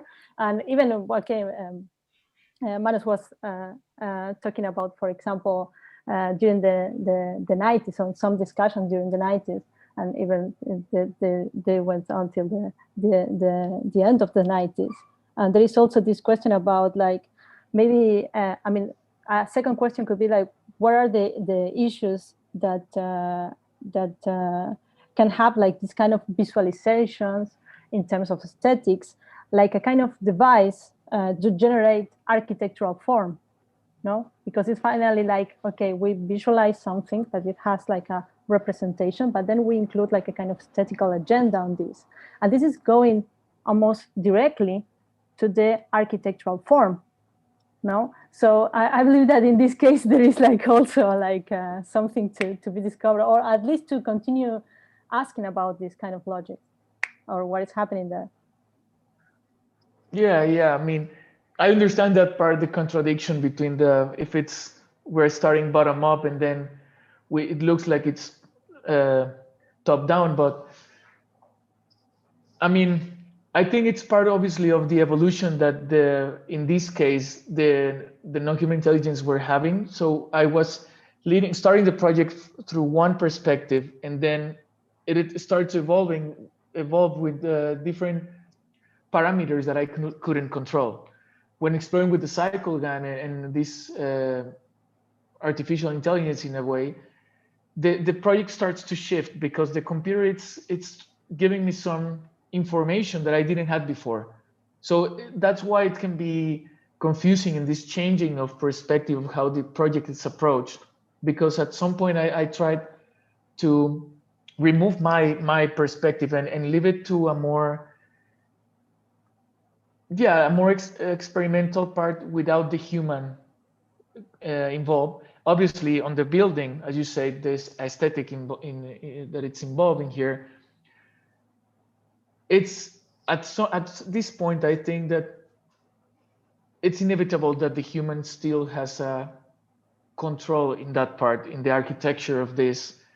It's hard to get to this point, as Neil described previously, of just allowing any result to happen and be good with that, because at some point, I don't know, I keep thinking about all of this relationship of we're humans and we unconsciously are there. So we want to control everything. We want to be involved, and as architects, we want to define what we're creating. And by leaving everything to an intelligence that we cannot control, then we start questioning what is our purpose on this process. And that's why, I mean, yeah, I can say that obviously when creating this architecture, you start to see what you think can be a better solution, a better work, and probably I can be wrong, probably I can be right, because I am not another entity but a human that can define. And if aesthetically I think that is something that could be functional, that is something that can be developed, then my intuition goes into continuing further with that design instead of just allowing the computer to generate a different algorithm. I mean, just to say, I think that's it. The interesting thing is you use the word Oscar, you use the word control, and I guess that's the point that also that Tom Main made when I was showing him some of the work that we produced. He said, "Well, how do I control that?" You know, and it's kind of you get this inherent contradiction where you've got this kind of celebration of the bottom up of out of control, precisely the name of a book that Kevin Kelly wrote about these things. And yet we as architects want to control things. And I think for a while there was this, certainly I remember when I was at the AA, there was a debate going on about you know, the kind of myth of the bottom up. There was this kind of idea, we want to be democratic and bottom up, but ultimately architects are the most top down people I know, I think, in many ways. Can I jump into this discussion? Sure. Yeah. No, it's Marina. Thank you very much for this question. As Neil said, it's like an ongoing discussion about losing or not losing control, and I have to say, you know, we have to hold on a minute. Okay, it's not about losing control. It's not about having control. All these kind of tools is precisely to reorient and revise all our spatial, typological, conceptual categories that we might have. At the very end, it's us we're going to make the decisions. But what is important is that through this kind of experiments that we do with technological devices and with swarm logics and intelligence, is that we reorient our thinking, reorient our decision-making repertoire. Okay, and it's nothing. That's why architecture lost its completely track with this kind of emergent technologies, quote CAA, when all this kind of beautiful intelligence went only into the optimization of the structure of of the building, okay? The whole idea here, and I can point out, for example, in Sumien's work. In Sumien's work, we have two cases. One case is the museum that they did with for the competition with Zeal, okay, and with Zeal Retzin, and the other one is the competition they won for the Tallinn. Is that correct, Sumien? Right? These two buildings, they have a completely different spatial concept, completely different. Okay, and they're coming from a very, very completely different philosophical understandings of space. But here is a trick. And Neil is the first one who did this kind of fantastic work on explaining precisely this, how these philosophies can redefine spatial categories and the idea of space. Is that the new generation of architects, there's so much fascinating about the tools, and they see them as tools to make things better, control or not control. Let's get rid of the idea of control once and for all for our thinking. It's not about control. It's about revising the way we think. It's epistemological revision what is happening here. Swarm intelligence is important, not because, as Rodrigo or any other guy has actually done for optimization, but it's actually to redefine the way we think. It's bottom up, it's top down. It doesn't really matter. What it matters is that we start thinking in a very different way, and therefore we can judge, we can decide, we can cut the world in different ways. Okay, so that's the beauty of all these that Neil is discussing in this kind of series of lectures. It's not about control. No, Manas, I think that's a good point to make. In fact, actually, of course, the term extended intelligence has become or augmented intelligence has become quite popular now. And I guess with swarm intelligence, with any of these tools, it's kind of but we have to see it in terms of prosthesis, a kind of possibility of augmentation. That's why I think that Sumien's notion of augmentation is so important, because it applies to all sorts of different domains, to AR, to AI, to swarm intelligence, and so on and so on. Maybe I can maybe just extend the swarm intelligence kind of discussion towards the development of city design. Yeah, I think I kind of carefully foresee that the next upcoming, let's say, computational paradigm will be about quantum computing and nanotechnology, and these good old swarm algorithms will come back, I think, because the quantum computing powers will allow really powerful simulation of these agents, and actually things that we couldn't simulate right now will be able to be simulated. I mean, I don't know much, but I kind of carefully foresee that all of these kind of bottom-up logics and bottom-up algorithms are still very relevant, and they will be a lot more, they will become more and more important when we are able to use those computer powers in a very soon. Yeah, I think so. I think we can maybe also think about maybe the importance of these thought processes, and it's good that we have them starting to develop, and I think the technological development will support these kind of studies and research. Yeah, I just want to throw a comment in there, and that is a comment made by Ben Bratton, whereby he says that the city wears us just as we wear our technologies. And if you think about the cell phone and all these devices that we have, which in a sense, if we think about the city and AI, it has already been colonized through AI, through a kind of swarm logic of individuals using AI. So I think we're absolutely in a different sort of paradigm now.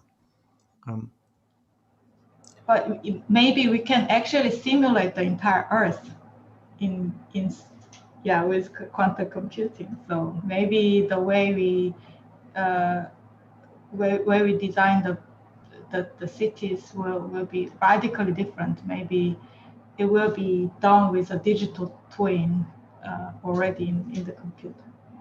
I don't know. Well, that's something I want to mention next week. I want to mention it now, but I think the digital twin has become hugely important, especially for, let's say, things like traffic. There's the city brain has become a technique that's been deployed in China to coordinate the city. That's why, to my mind, it's absolutely important to understand AI at the level of the city itself. I'd like to just invite Marina to. I interrupted. Sorry, Marina. Whether you'd like to ask your second question. No, you didn't. I was just trying to let flow the conversation, to continue with the conversation to the way to see what it merged in this case, not to make to start this one intelligent between us. But yeah, maybe I have a second. Something that Oscar mentioned as well. You talk about intuition, but Sumin, your presentation was based on intuition in a lot of aspects, and you talking like a kind of this deep learning in terms of intuitive logics. And one question I have is, like, in your experience, I mean, in all the designs that you made working with different people, how works intuition in the logic of the swarm intelligence? I mean, how are these two logics? I mean, where's the ground? You talk about augmenting grounds, but what is the ground, or is the title of your one of your designs? But what is in a way what is the how they work together? How work intuition together in a I mean, how intuition work in a swarm logic? And what are the negotiations in a way? What are the common logics, and what are like more the individual logics?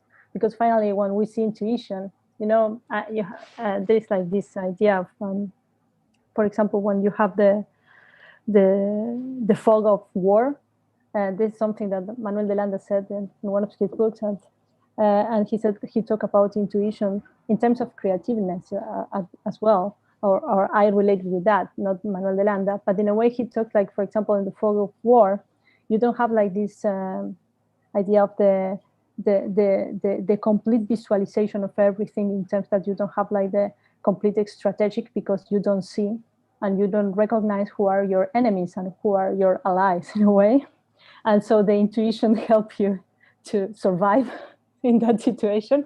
So there is like, it seems that there is like something about the individual thought in the intuition sometimes, that you are like in a way working by your own, but at the same time you work with this swarm intelligence logic, in terms that you are working all together as a group.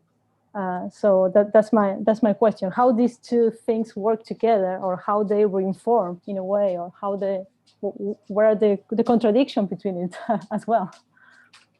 Thank you for your question. Thank you. I think when I thought swarm intelligence, I was just referring to the tools and the agents swarm, but actually what you are saying is the swarm of actual designers and people and the makers. I think that's a very, very interesting question.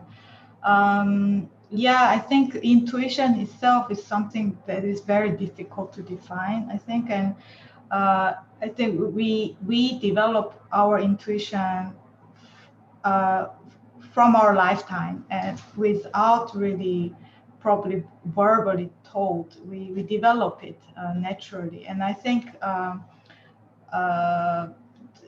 like also artificial intelligence is something trying to mimic that, the way we learn intuition and the way we develop intuition is something that is coming from a lot of experience and data that is not verbally inscripted. Like, it's not like we write an algorithm and teach the computer. Nowadays, we just infill with a lot of data to train computer to develop its intuition. So I think that is something that I'm really interested in. And I think still it's easier to train human to develop their intuition compared to the amount that we need to train AI. But I'm sure this will have some different stated in a very soon. But at least for those projects that we have been developing is to kind of capitalize the human intuition and that is like, for example, when we make something and detect some errors, so we can actually, we know where to move these panels a little bit to left or to right in order to make this one stable, for example. And like we can actually absorb the entire condition and then make that decision. That is a human intuition that we already have, or we can get trained easily compared to the time that we have to spend to train a robot or train our AI to understand that. That's why I think the notion intuition I use is referring to that kind of aspect. Yeah, so about training and about understanding things very naturally without any inscribed kind of tutorial. Yeah.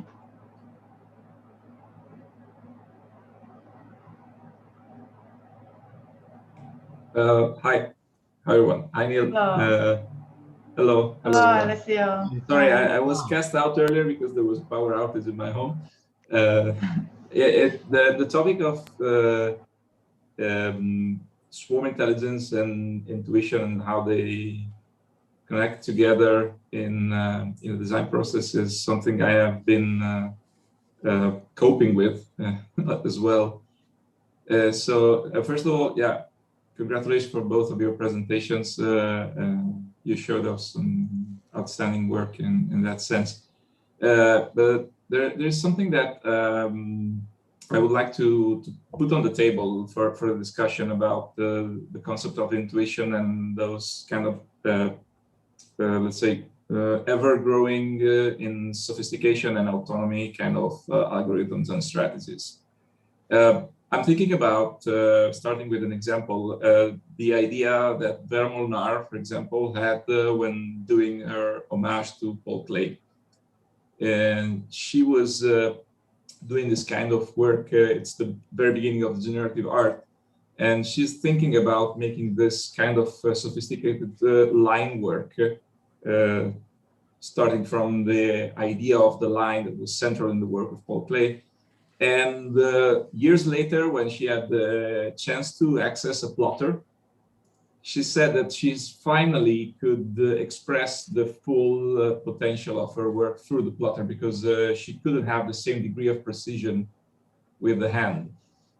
So this is like a pretext argument to talk about how sometimes, or if you want to discuss this kind of argument, how sometimes the human intuition and sensibility becomes a limit in some sense when you don't, or when you overlap yourself, or you tend to overlap, resorting back to previous or established mode of thought, and when letting go the machine. I mean, this is something that artists have very, very central into the discourse. And I was taking an example from the arts for this specific reason. So I would like, if you want to reflect on this kind of point.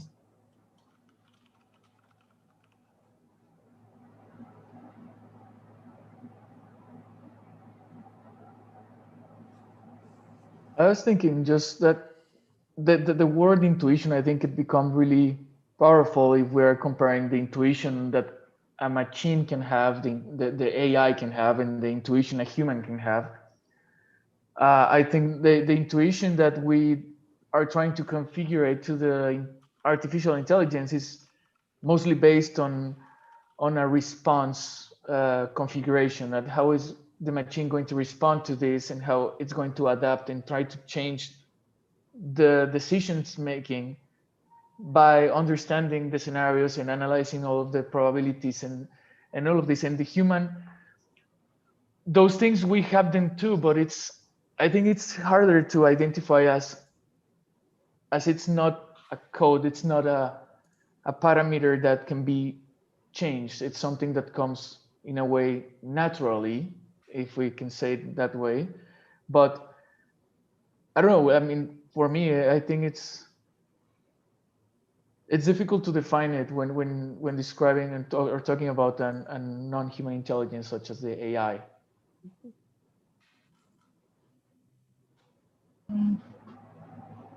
See, I also have this reference by Eagleman. He's a neuroscience, I think, and he made this vase what has this tangible kind of sensors at the back, and then it can hear sound.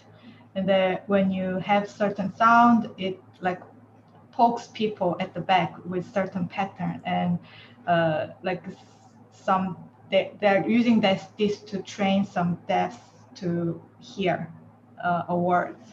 And he's also saying that you can actually train some people how to earn more money in stock market with by training this, intuitively you can actually know, okay, maybe tomorrow I will earn more money. I think that is a very interesting notion, I think, because we never really learned anything through training our intuition. I think we were always learning things through books, but what if we actually were observing certain knowledge through training maybe our sensibilities, maybe then we could have maybe really developed our senses and knowledges in a very different manner. And a lot of cases, our senses and intuitions are quite right. Maybe they're wrong, but in for example, I don't know in other countries, but in Korea, a lot of old grannies, they can tell the weather through their knees. If their knees are hurting, they know that tomorrow is going to be cloudy. I think that is also some kind of intuition that you cannot really tell how they learned this, but it's a kind of quite accurate kind of ways to interpret knowledge. So I think that is fundamentally different from it's a different modes of learning. Yeah. Yeah, I think so. Go ahead, Oscar. Sorry. No, go ahead. No, I was just going to say that there was this discussion. I was listening to Clubhouse yesterday in a discussion about AI and embodiment, and how, in fact, the embodiment is absolutely crucial to how we understand, and this is precisely what AI is missing in many ways. But it also struck me in some ways is that with swarm intelligence, the maybe not embodiment per se, but the question of context is really a kind of challenge, in the sense that I mean Oscar's exquisite work. I mean, it was very nice, the slime mold GAN, but in some ways the slime mold has more of a feedback than the GAN does. I mean, I think one thing we discovered when I was working with my students using processing, it was very difficult to get any feedback from the environment. You could, but it was never a very kind of sufficient in some ways. So. I had one of my students, Bing, wrote an essay saying that processing is not swarm intelligence. I mean, in the sense that there is a limitation to what you can do computationally because of the lack of feedback from the environment.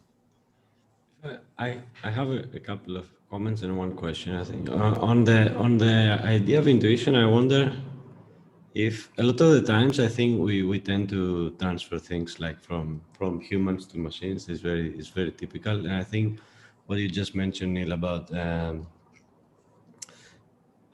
sorry, I forgot actually something. And one aspect that I'm thinking of is that intuition is not always useful. And in fact, the way I've been thinking about, I don't know, intelligent design, or how you want to call it, there's a lot of different ways, is actually in order for us to create a new intuition. And that kind of intuition is not necessarily going to be organic, I think. Like, it's not the way because we have like such complex problems where our intuitions are hopeless. Like they are hopeless. Like there's no way we can navigate multidimensional space. It's just impossible, right?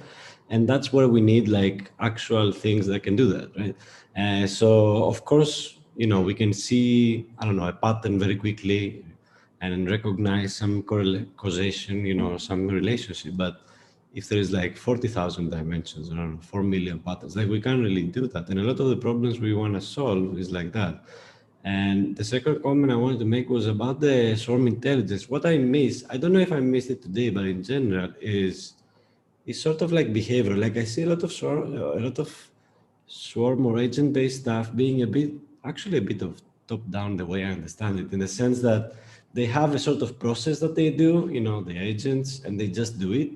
But it's never like these agents are behaving in an environment, right? So for example, the way I would like to use ABM if I was doing ABM, I'm not doing, is, okay, can these be people that actually have a sort of behavior within the building, and that behavior, can I extract some data that I can use to guide design? So it's in a sort of like, the way I would like to see swarm intelligence or agent-based stuff is to allow us to design at the behavioral space and not the input space, because we keep designing at the input space. So we design in terms of like levers of like how big, how wide, what is the wing, all these things. But what if we design by, okay, what is the effect? What is the comfort? What is, I don't know, something. This is for buildings, right? So this is a bit what I'm missing. I don't know if there are works like that that I've missed, but I think in general, when I see agent-based stuff, it's usually this sort of top-down thing. That's what I wanted to ask. Like, is there more work on that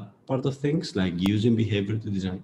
Yeah, just to say, I mean, I think, I mentioned before, I think that Patrick Schumacher has been exploring that in the studio and things, but it has been done by computer scientists. They're particularly trying to use these systems to model, for example, egress, when there's a fire or something and people are kind of coming out of a building.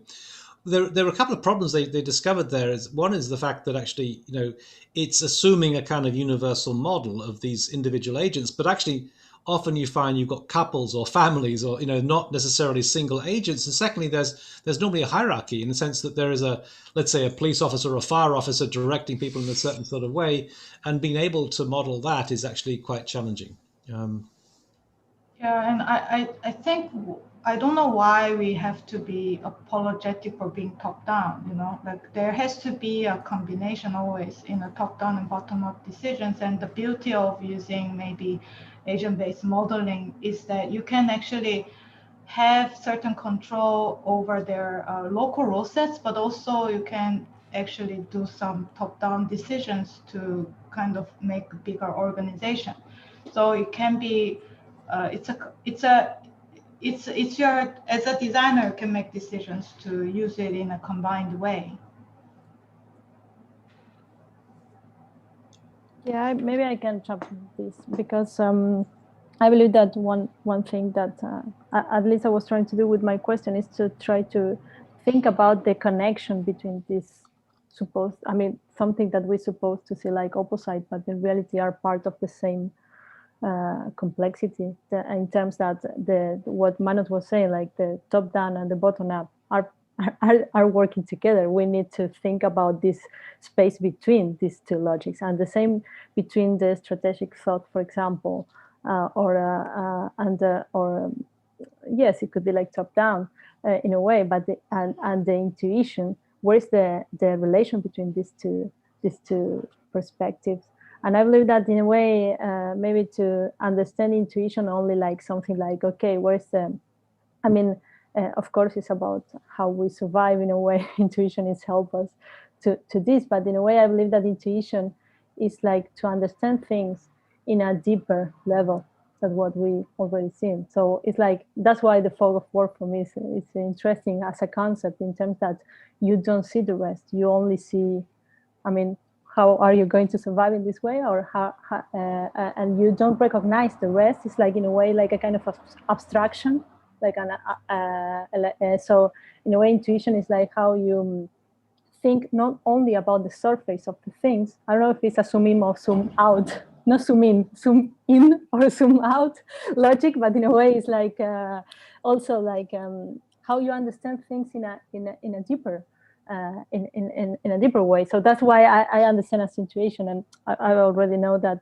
I mean, I for example, one thing that Deleuze and Guattari mentioned is like how you use the intuition as a method, which is supposed to be two different things, no? Like for maybe once we'll say like, okay, but the method is something different to the intuition, but how you use the intuition as a method, maybe something interesting that is still there as something that we need as, because we work with creative processes. So yeah, so that's something that maybe I can say to Theodore, that there is not always this dialectic like black and white thing, or binary thought in those terms that opposites. Maybe it's more interesting to think, or at least from my point of view, how these things are connected and how we can use each of two sides when we need it.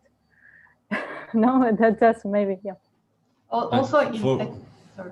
Please go. Yeah, I think in the city, for example, I think you need government to control somehow. Otherwise, it becomes just swarm. Like it's like swarm slum. Swarm cities. Normally, we are taking pictures. Are normally slums. Yeah. Yeah. I mean, sorry, Theodore, can I just comment on that? I mean, I think that was a beautiful point, Marina, about seeing these things as totally connected. I think from a Deleuzean perspective, the bottom up and top down, of course, are connected. One thing that struck me, and going on to what Sumien was saying, is, and I think it's a comment that Manuel Delanda made at one point, is to say there is a danger of the swarm. I mean, that actually you need to control things. If you just, I mean, in some ways, the market economy is the swarm, and one has to control things to look after those who are underprivileged, to support those in some ways. And it struck me, I don't know, I was just thinking about this more recently in terms of the politics in the United States. Actually, if you think about fascism, we think fascism is top down, but fascism is bottom up in many ways. It's when the masses come together in a certain way. And I think these distinctions are nowhere near as clear as we perceive them as being. I mean, I'm thinking here of the comments that were made by Siegfried Krakauer back in the 1930s about the mass ornament. The masses potentially can be fascistic. I mean, that would be the point that he would make. And maybe we've seen some echoes of that more recently in terms of American politics. I mean, the assault on the Capitol was a kind of let's say, a bottom-up thing in some senses. Sorry, Theodos. No, it's okay. I just was thinking about that. Of course, this makes sense, and there is a connection. Like there is like a double feedback in a way, upwards and downwards. But my issue is always practical. Like, how do you operationalize this? Like, a lot of the times we just say, yeah, both things, bottom up and top down. But how do we do that in the models? Like, if top down is just us moving some levers to run the experiment, is not enough. I think it's not enough of a feedback in a way. So my thought is, how can you have the bottom up actually change the conditions of the experiment? That's what I would sort of consider, an experiment like so. Like somehow the experiment itself to keep changing. I'm not sure. Maybe that's possible, or people have done it, but that would be an interesting spin to the architectural design, because then you would have a system that could, for example, design solutions for many different problems at once instead of, solving. So this is kind of like, I think, what I would like to see, this bottom up, top down, really, to have a feedback like that in a way. I'm not sure. Yeah, maybe I could just add something to that. I mean, I think that Marina introduces an interesting question in the sense, if you see things as kind of interconnected, in Deleuze's term, reciprocal presupposition, then it's potentially, you could get black is white and white is black, and they're all part of the same kind of thing. I think the comment that I once asked Manuel Delanda about this kind of question about, well, why do you want to push for certain things? And his point in some ways was that that given the kind of, if you see things in terms almost like a pendulum going one way, it's almost like you can see the alternative mechanism as being a kind of corrective in some senses. So to my mind, that's the issue about postmodernism and why Delander's intervention and this discourse of kind of process is so important. Once the world is too obsessed by representation, then you need to kind of like almost swing back the other way and balance that out with an alternative model.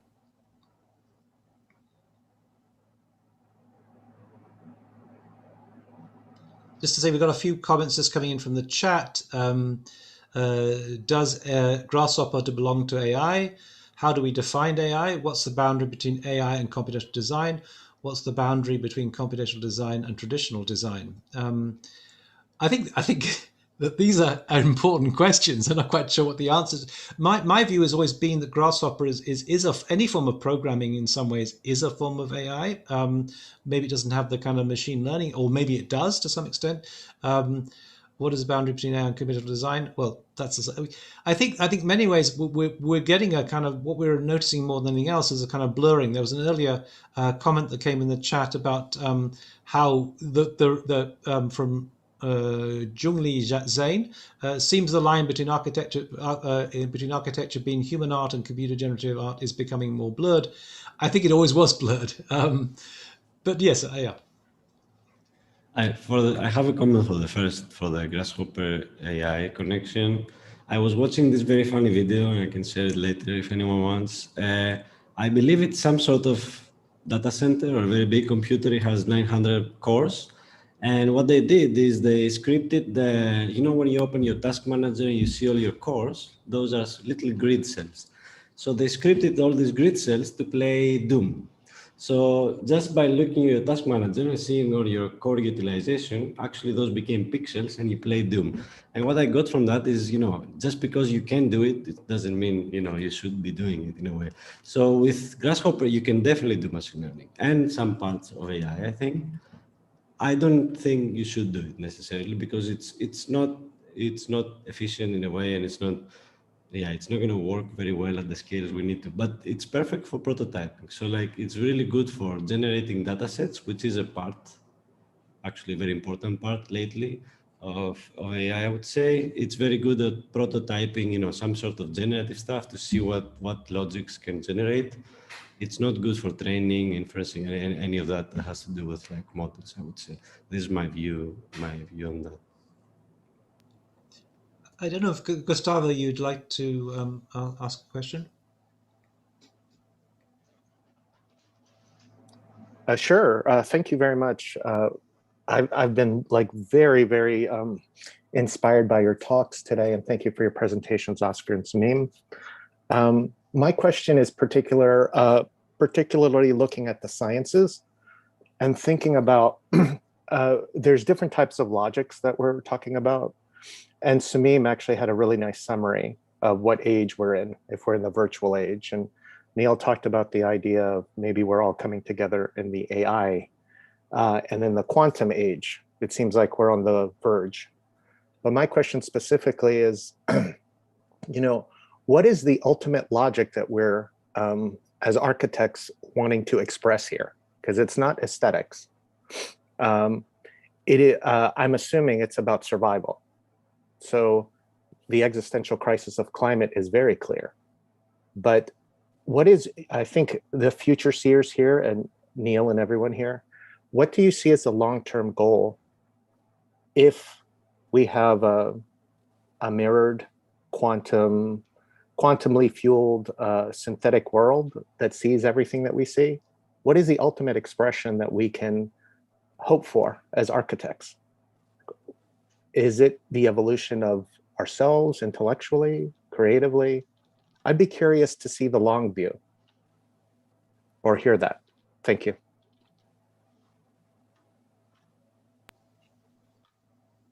Well, I don't know. In my opinion, I think the human is always looking. I like to think on the dominance over the other. So I foresee the future of the human is not going to stop until it has control over everything. And I remember I was reading a book, Are We Humans?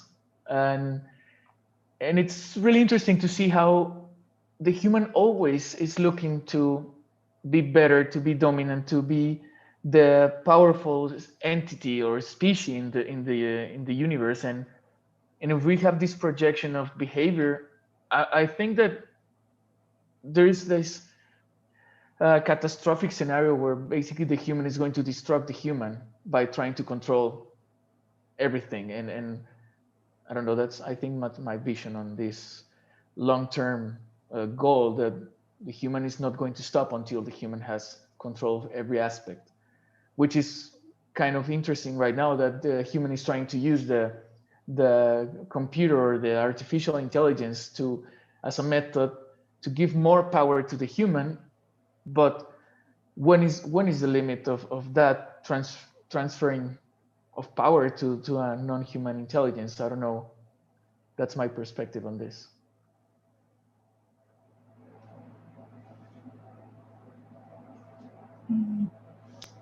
Yeah, I kind of like when I work, I never really think about like that much of a huge future. But I know some people kind of foresee that or look at that we are living in a crisis of everything, and like, but we are surviving, and we are looking for a ways to survive through some upcoming crisis and everything. Maybe that's true. I'm doing something for this Seoul Biennale for this year, and then the brief written by Dominique, who was the curator, was about that. Like, yeah, we are living in this crisis of everything, and like suggest your installation or something about how do we survive through that. And I think I thought it's a good question to ask, but I never really thought about that in a very dystopian kind of way of looking at the world. I think that's too sad. I think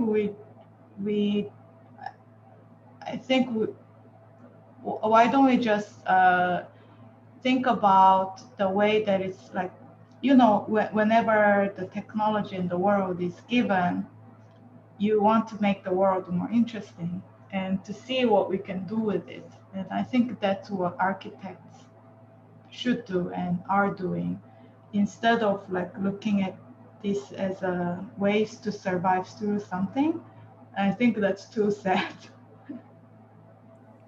Well, Sumien, I guess the follow-up is that I think Neil's been so gracious to share a lot of his thoughts, and the community that I came from is mostly mathematics, physics, and the hard sciences. And then a lot of the questions are, why aren't architects at the table at the smallest levels designing new materials to the largest cosmological levels? Because a lot of since we have bodies, a lot of it is a body problem, and then it's a mental problem, and then it's an imaginary problem. So I think for me, I go, wow, how are architects going to enable this positive view that you're talking about in policy if we're not even there to discuss the human element and how we imagine a certain type of scenarios?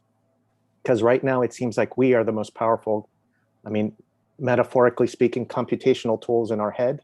We can run simulations probably in the tens or hundreds or maybe even thousands for some people. But I'm just curious that you both are the future. And like, I think tenure is one of those wonderful things, if you have it, that you can actually keep pushing and prodding power. That's why I asked that question, because I'm a little concerned that with climate coming up, I don't know if Miami will have land. So what's the point in designing beautiful buildings next to the coast if they're underwater? So should we be thinking about buildings that hover now? And then why is that important? That's what I mean. So sorry to clarify for that. I think. Oscar, do you want to go ahead? We need to draw to a close fairly soon. But Oscar, please go ahead. Yeah, just a quick note on that is related to the topic about the swarm. I think that future of the what are we doing and happening in the future. I think COVID right now is showing us and making a real life simulation of how the humans work as swarms, and we basically can be shaping everything and can be moving in a way that the behaviors start to change. And one time I was reading about the dominance of the human, and it's the human dominance started when we started to behave collectively. We started to work collectively, basically as a swarm. As Neil showed the video of this bird flock, they all start. But one bird by itself is not a big deal, but once you have thousands of them, you start to notice something. And with humans, it's also a way that we don't know in the future if the urban scenarios, the urban design that we have in the future to create the new cities, it needs to help based on these swarms. It needs to be based on this behavior that it's a massive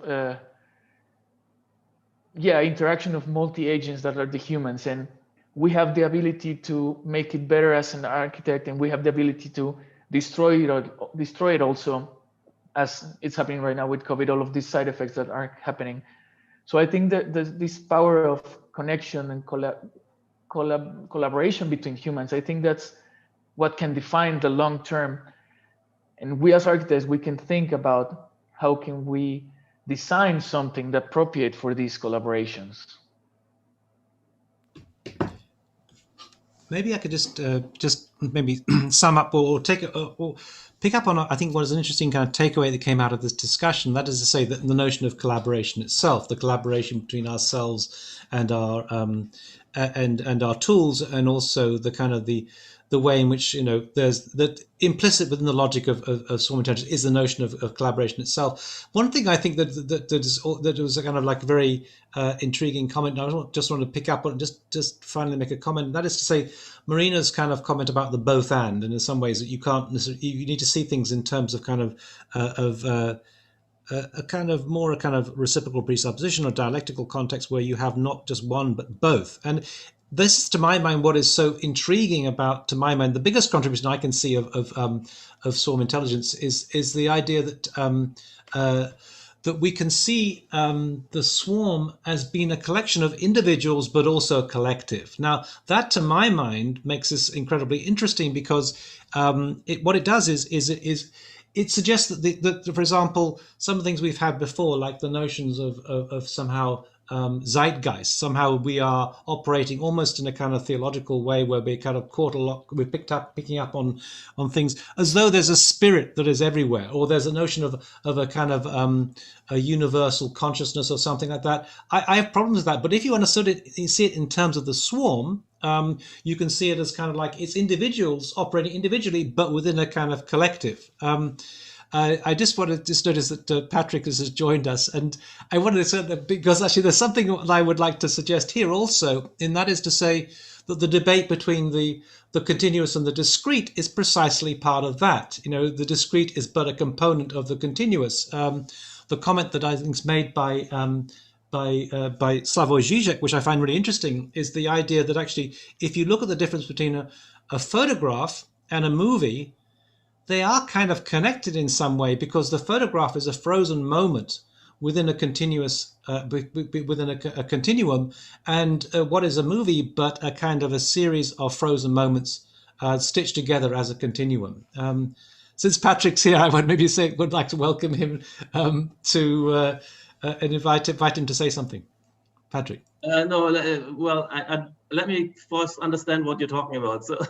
Okay, so the debate today has been about swarm intelligence, and we mentioned some of the work about how you can use agents to understand how buildings, you can use them as a kind of tool for developing in terms of how buildings behave and things. But it's more generally about the use of processing multi-agent systems, I think it's a very important paradigm, of course, and it's not only within design processes. It goes much beyond that. in a lot of social processes with distributed contributions, intelligence. There's no central point of reference, no address, no address to complain to, but also yeah, it's just simply distributed intelligence, and it's something which is difficult to grasp, but a very important paradigm, of course. And we can utilize this in design processes through agent systems. And that's I was just mentioning before, it's part of what you're doing both with Daniel Bolojan and also with the kind of the ADRL as a tool to develop how to understand the layout of buildings and so on, or to revise them. That's one way you can do it, you know, as a direct generative processing of geometric elements in swarm formations, as well as now the social functionality testing or simulation of interaction processes within spaces where we can model individual agents, and this is just the emergence, the paradigm of emergence of global pattern out of individual choices. I mean, the whole of economics is in a way full of that, and they moved on from let's say equilibrium models with simultaneous equations to agent models. I mean, agent models in the social science is a huge topic which I'm looking at, and this is of course in sociology, also settlement processes, but also now in economic processes where you always set up the various agent, let's say, decision rationales, game theoretically or through external institutional constraints and incentives, and then you run a system. What is powerful about this? I mean, a lot of the agent systems we've been using in architecture were homogeneous swarms of agents, but in social science and also in my models, in our models in the research group, we have heterogeneous swarms, if you like, populations, and that's often realistic.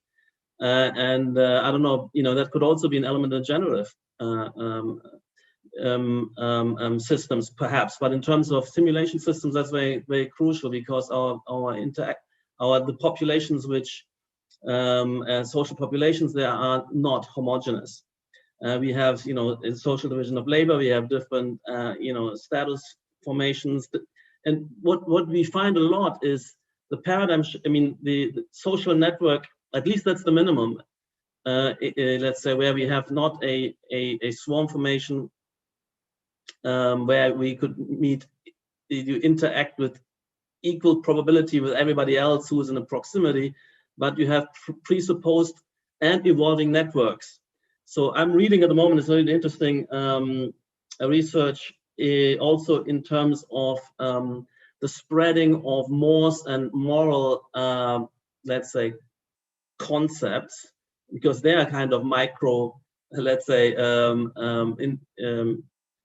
micro agent setups, and the way within the population you can have multiple moral, this could look like kind of game strategies, which spread, and what are the conditions of spreading in terms of local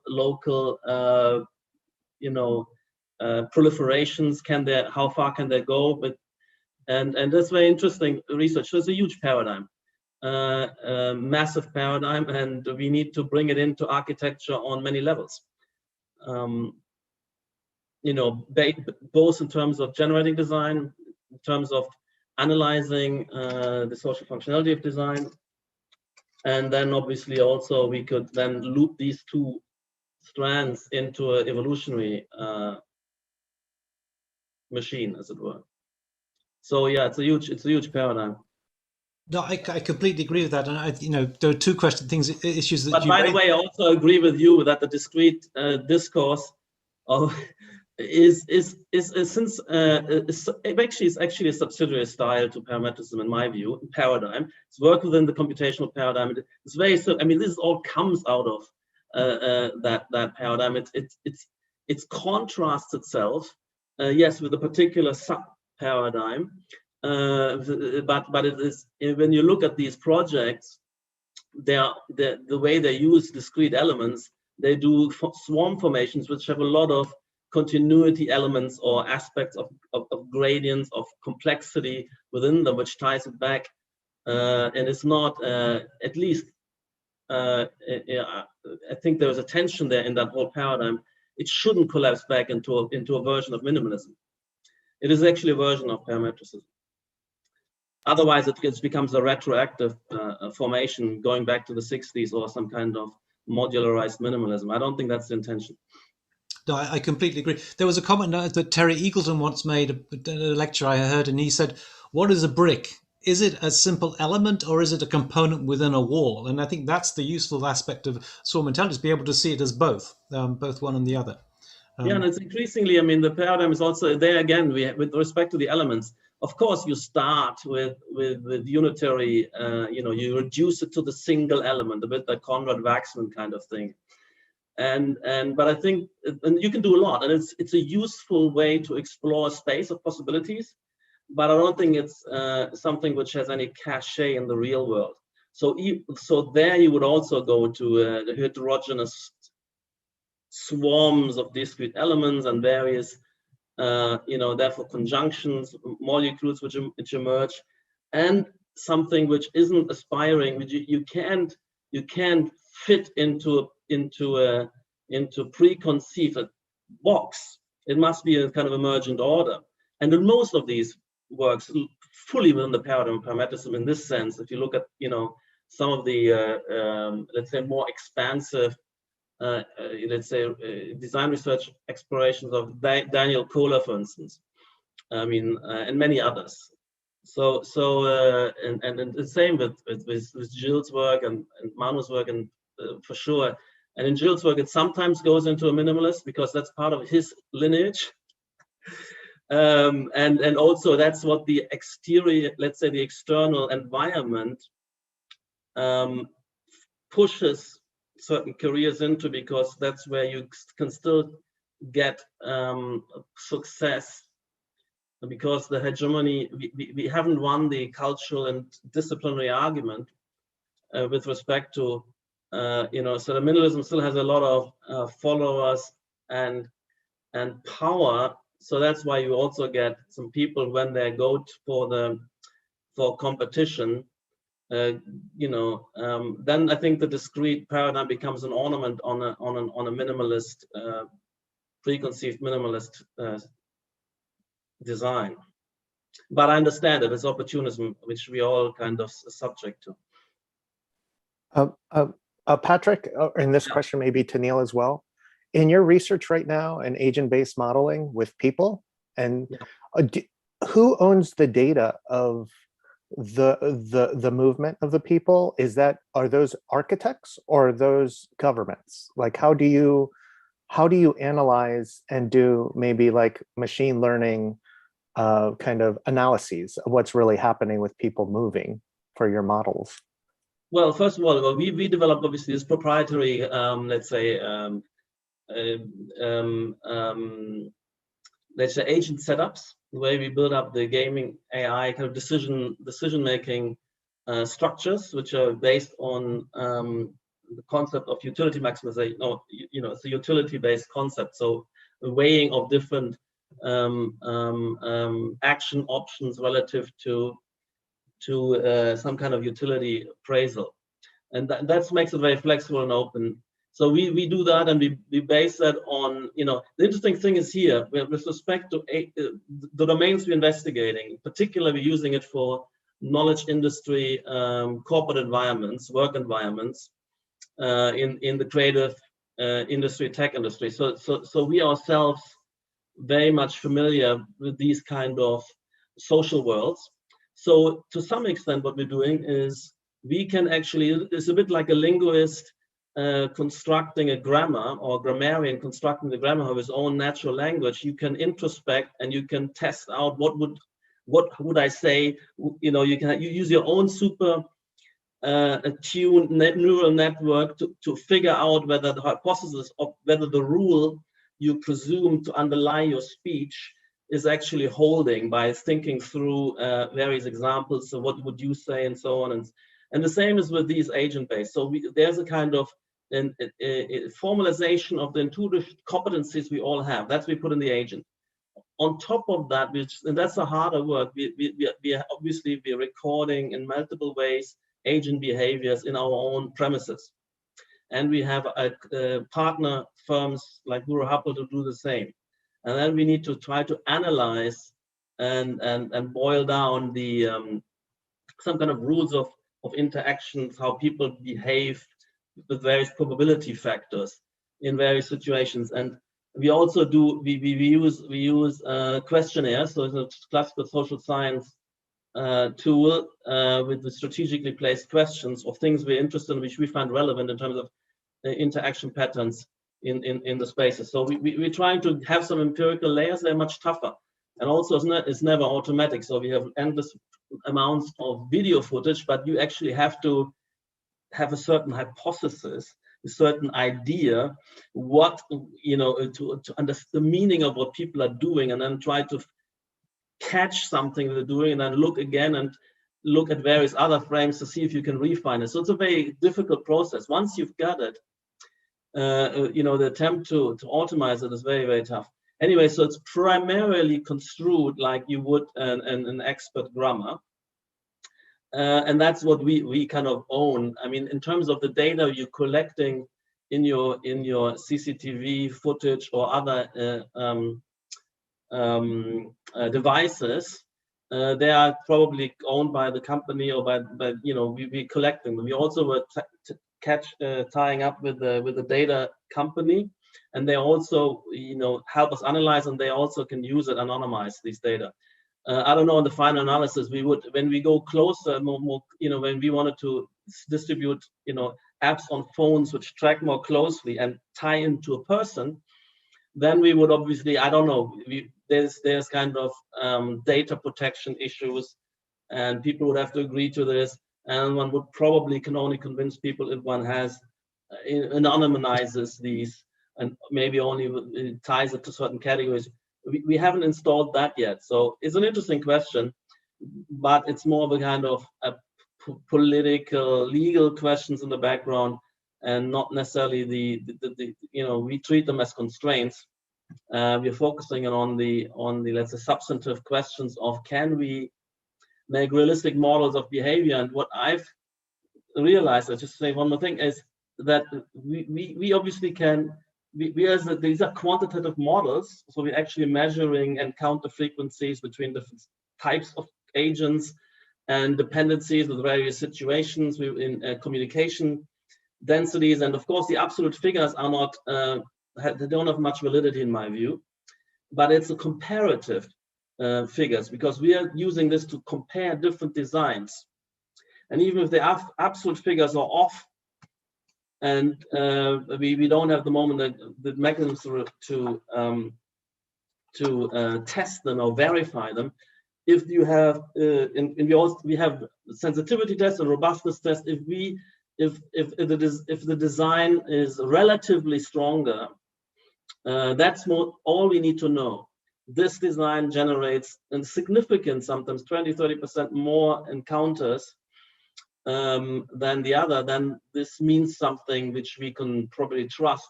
Anyway, we have nothing better to go by, because at the level of complexity of, if you have a very complex plan with literally hundreds, and we can run now thousands of agents, there's no way you can intuitively evaluate, whether it's better to distribute 50 meetings rooms, and whether to or cluster them, or we just totally, let's say, incompetent to appraise that, but it's critical. For certain clients, it's critical. So I think we're developing a technology which delivered that. Anyway, no, I've answered you more than you've asked me. Yeah, maybe I just add something. I mean, I think in the question of this is why the digital model is so important, right, Gustav? In the sense that you don't have to ask. You can make a digital twin and model things without necessarily having people's permission to go and monitor their behavior and so on. But just to kind of comment something, Patrick, we mentioned earlier, is one of the kind of limitations of the model that was discovered by some computer scientists who were using this to model egress from a building was the fact that actually you have a kind of universal model, but actually what happens is you get, maybe you get a couple or a family. You don't have individual agents. They tend to sort of cluster in some way. And likewise, you have a certain kind of hierarchy. The fire officer or the police officer, in the case of a fire, has a certain authority over others. So it's an incredibly. Those models are already. That's where you have the Occam's razor, or you have a certain economy and parsimony. And as you have more computational power, and as these things become more important, and as it's recognized that these, that they're nearly necessities for a major airport or anything project like this, then you invest more in these systems. So they have moved on. They're much more sophisticated. They look at vision, cones of vision, and degrees of occlusion, and they have density dependent behaviors. And they have the recognition that some people move in groups, that you have age groups. So they start to have heterogeneous or differentiated crowds already to some extent. Not of course social.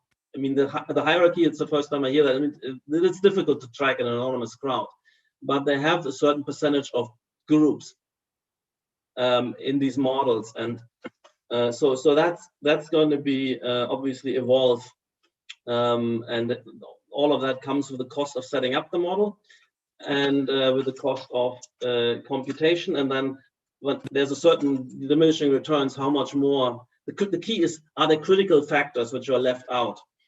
And we get a much better, robust result if we include them, and it's not too costly to include. This is always the pragmatic appraisal. And we also, that's the kind of thing we always have to worry and think about, because our resources obviously with these models are, limited, but also the good thing for us is that we are the first in the market. So we can do something, our model, however crude, it's better than nothing, way better than nothing. But as this emerges, of course, and more get onto this, then there will also be more investment and more sophistication. Patrick, one follow-up question: is there like a science foundation push where you are, or do you know of that globally, that is funding architects to do this type of agent-based modeling research? Because it seems as though it would have been great before the pandemic, we would have had during the pandemic, and then after the pandemic. Yeah, we had, when the pandemic hit, we Buro Hubble and ourselves, we adjusted our models. So our models were set up parametric, so we could actually put social distancing in there and many other things. So we could quickly have updated models. So research, yes, we had some of this. Obviously, it's not a strategic central kind of plan, but obviously these kind of projects get research grants sometimes. So I started this off with the grant from the Austrian government at the Angewandte with some PhD. Well, Daniel was one of them, and then we moved it into the office in parallel, and that's where we got a little bit further. It's hard academic life, I went for a lot of meetings. I got a lot out of it, but what we're doing now is much more, let's say, streamlined and goal oriented, because the pressure is more on, and it's not like herding cats when let's say researchers without a regular kind of schedule of working together. It's less competitive, but it was still good. It was still useful. So I think that my reflection is that it's more productive if firms like Xylit Architects, and we also then get research grants, and that helps us a lot, because we can hire, and that's a different, let's say, level of efficiency. When we get a grant and we hire some talented researchers, and they're cracking on a full professional working schedule. So there's grants from, in European grants, UK grants, various countries like Austria have grants. Thank you, Patrick. Yeah. I think something that came to my mind really interesting about this conversation about the mapping of the human swarm intelligence in a way. I was thinking just on the conversation we had previously about the intuition, and in this mapping and about Neil describing right now about you don't have individual persons, you also have families, you also have different type of groups. How do we define the interaction of the projection for future as an speculation, or as an intuition? How are we controlling? I'm not going to use the word control because it's not control. We're just using. Yeah, well, I think it's a very good point. I mean, something we're thinking about as well. Particularly when we also do it at DRL and we do more speculative work. I mean, of course, once you set up these models, you can go by behavioral patterns and laws and rules and social protocols which are current and which attach to particular types of settings. But then you could also speculate if these institutions change, if certain, you imagine, you can experiment with rule sets. That's what they also do in the social sciences, reforms. And what would be the outcome of a new institutional setup, a new set of rules, mores, and patterns of behavior. And then you can run those and see the effects of those. And that could be interesting. I mean, this overlaps into then, of course, change management. And that's why I think this research, I mean, I was always interested in corporate restructuring and working cultures and leaders and change management with management consultancies working on the corporate culture, interaction patterns, on routines, and on how to generate more synergies and get more interaction building platforms, and creating new types of situations and rules for I mean, institutions do that. And so you can run these, if presuming that you get pickup, that these rules actually are being, that these, let's say, suggested behaviors would be followed, that you can install that. What would be an ideal scenario, then the outcome? And that's fascinating. So we could do that. Also, with another thing which is speculative and interesting, which I'm building into my model. So let's assume the built environment would had a more, in my terms, it was more information rich. So you would have a more systematically worked through and more nuanced and empowering, in my terms, let's say, system of signification, so a semi-logical architectural system at play, and then assuming that the relevant aspect of this, relevant to various subgroups, they would pick it up and learn it because it's empowering to them. Then run the model where you get more orientation knowledge, and you pick up even what's behind walls, what's in the depths of space, more clues and signaling, and then see and also more structure to the interactions, that the social space is more differentiated and it's less random in what can happen where, if it's more structured, what you would get then. So then the architecture also participate, but presuming that there's also an evolution of these social protocols, as well as the presumption that people are able to learn a language, if there is one.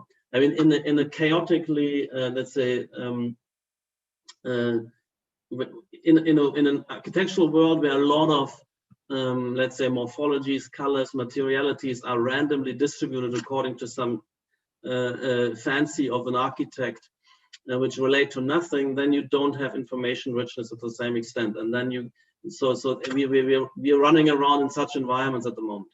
But that we could learn new languages, and also not necessarily, they could be more viscerally through gestalt perception drawn in, or even using tactility, using temperature, using vestibular sense, for instance, the way we were able to pick up slopes if they are meaningful. You know, I'm thinking often about Braille and the ability of somebody to read rapidly text with running a hand across the surface. And you have also in the built environment, you have some of these semiotic codes, which the blind use. So that's a reminder how our supercomputer up here, or neural network, is able to pick up languages of various kinds through various senses. And you know, also these experiments where you can see through your tongue and things like that. Just putting that into the background, and then presuming a much enhanced, let's say, built environment, which is much more dense with precise and relevant, pragmatic relevant information, that you could then run speculatively a very different model. And the point would here that to show that there's this, that you get much more effective and satisfying and productive interactions, where you don't run around not finding your partners, not missing all the events you should have been aware of and maybe should have participated in.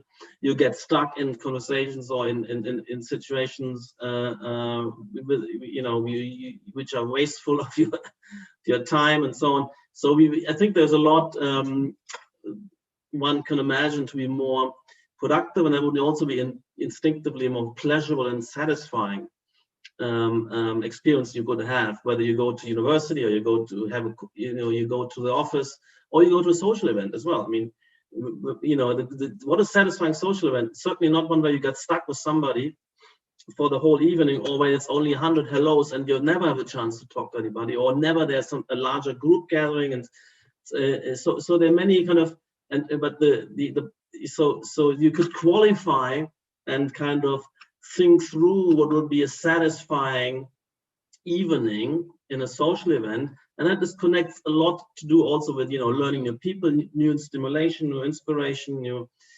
information, and there are conditions which facilitate this. And these conditions are spatial in terms of the settings, but they're also in terms of social protocols and ways of interaction where we have to learn anew, that it's not rude to kind of pull away from a bore within minutes or seconds.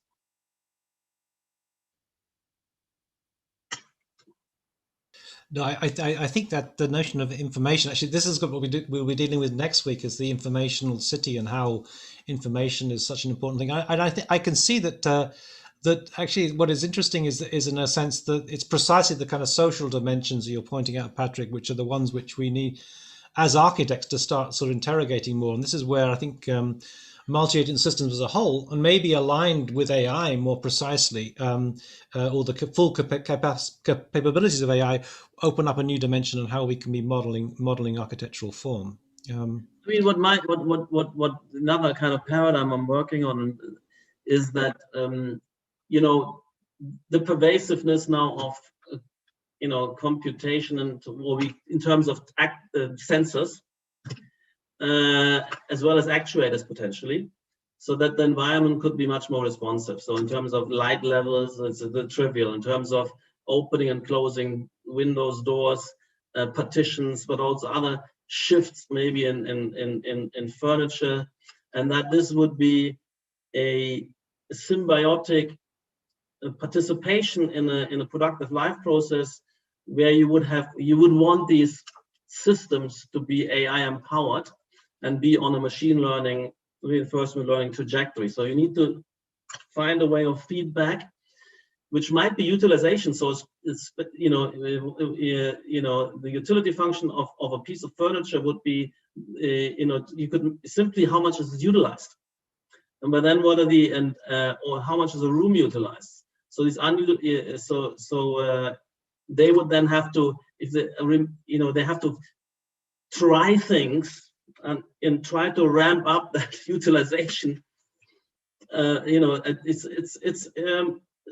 so I would see a kind of evolutionary reinforcement learning in a lot of systems and pieces and aspects. I call them architectural agents, and we can model them in the same model, in the same kind of Unity model or Unreal model. We could have these agents, and there shouldn't be remote control, because nobody knows what these guys should be doing, or you don't have time and energy to tell all the systems what to do what. there's no central knowledge available, but also it's a bit like a compare to me as a leader of a company. I can instruct 450 people. I can't even instruct my, 15 directors. So I rely totally on self-directedness, initiative, and feedback mechanisms, which are self-reinforcing, and that would be the same I would expect for any AI-empowered robot, inverted commas, who I would want to live with. And that's an interesting, that's a powerful paradigm, and I think that's where AI and reinforcement learning come in straight away into the built environment. Everyone, can I add something here? Sure, go ahead. So yeah, I think I agree with this point that also Patrick is making, and unfortunately, today I wanted in the presentation that I wanted to give today, I wanted to show this kind of idea of almost like an ecology of self-organized systems. And some of you heard me talking about this kind of AIs in a similar way. Like if you can have like discrete AIs that are pretty basic in the sense of the tasks that they are in a way trying to solve, but then you have this kind of like a multitude of AIs that somehow create a sort of environment that interact. Yeah, I think that's something that it's more suitable for the kind of society we live in, and probably it's a sort of framework that we have to think of as architects, how we build in a way these kind of tools when we build them. Because if you think about AI is mostly almost like an averaging machine. So if you were to apply AI for the entire architecture field, mostly you have almost like this kind of analogy of a super wide brush that is just canceling all the nuances and everything. Yeah. But I think if you have this kind of approach, almost like to have a swarm of intelligent agents, like AI agents that are discrete and they address particular topics, then that will allow, in a way, for these AIs to address this kind of very local, in a way, details and resolution that if you have just a general AI or a centralized AI, you're not going to have. Yeah. So we should be trying to wrap things up. We've been going for a while now, and it's in China. I think it's well gone 1 o'clock in the morning, but hopefully we can continue this discussion. Unfortunately, Daniel wasn't able to give his presentation today. Maybe we'll be able to include it or some aspects of it next week. And I would love to be able to invite Patrick back. I know you've got a super busy schedule, Patrick, but it'd be great if you had this, because it's precisely the questions you're raising about information and how we can use these models to inform architecture that seem to be so central today. Anyway, we will need to wrap up. I just want to thank Sumien and Oscar for their presentations. It was exquisite work. I want to really thank Patrick for his relatively late intervention, but fantastic intervention. I think it's been really, we set the scene for next week, where we'll be looking at what I've termed brain cities, but that's really about information, how we can use information, AI, and to inform the way that we understand how our city operates and how we indeed design those cities. So the invitation is there. It'd be great to see you again next week. I just also want to mention, I'm giving that lecture on, I think it's Tuesday, in Daniel's school. And yes, that's correct. My intention is to, I haven't written it yet, so it's just about to sit down doing it. My intention is to comment a bit on the kind of work, AI work of the kind you guys are at the moment focusing on. And the title will probably Formal Research and the Avant-Garde. Fantastic. We've been following those lectures. Antoine Picon and Wolf Prix was on before. Fantastic. We look forward to that. Well, if you could join us next Sunday, it'd be fantastic, Patrick, because I think this is an ongoing discussion. This is not, I keep saying, this is not the end of the discussion. It's kind of the beginning. And I think next week, that's a perfect segue for what we'll be talking about next week. So anyway, thank you so much, everyone, today. It's been, thank you, Oscar. Thank you, Sumien. Thank you. Thank you for the invitation, everyone. Thank Neil. you. Really interesting conversation. Thanks a lot. Thanks, Neil. Thanks, all. See you next week. Okay, great. Thank you. Everyone. So just a reminder, we will be starting next week The same time, we changed the US time because the clocks, 7 o'clock in the morning Eastern time, but the same time in China and Central Eastern Europe. So 2 o'clock next week from the UK, if you can join us, Patrick. Fantastic. Okay, bye. Thank you. Thank you. Thank you. Thank you. Bye-bye.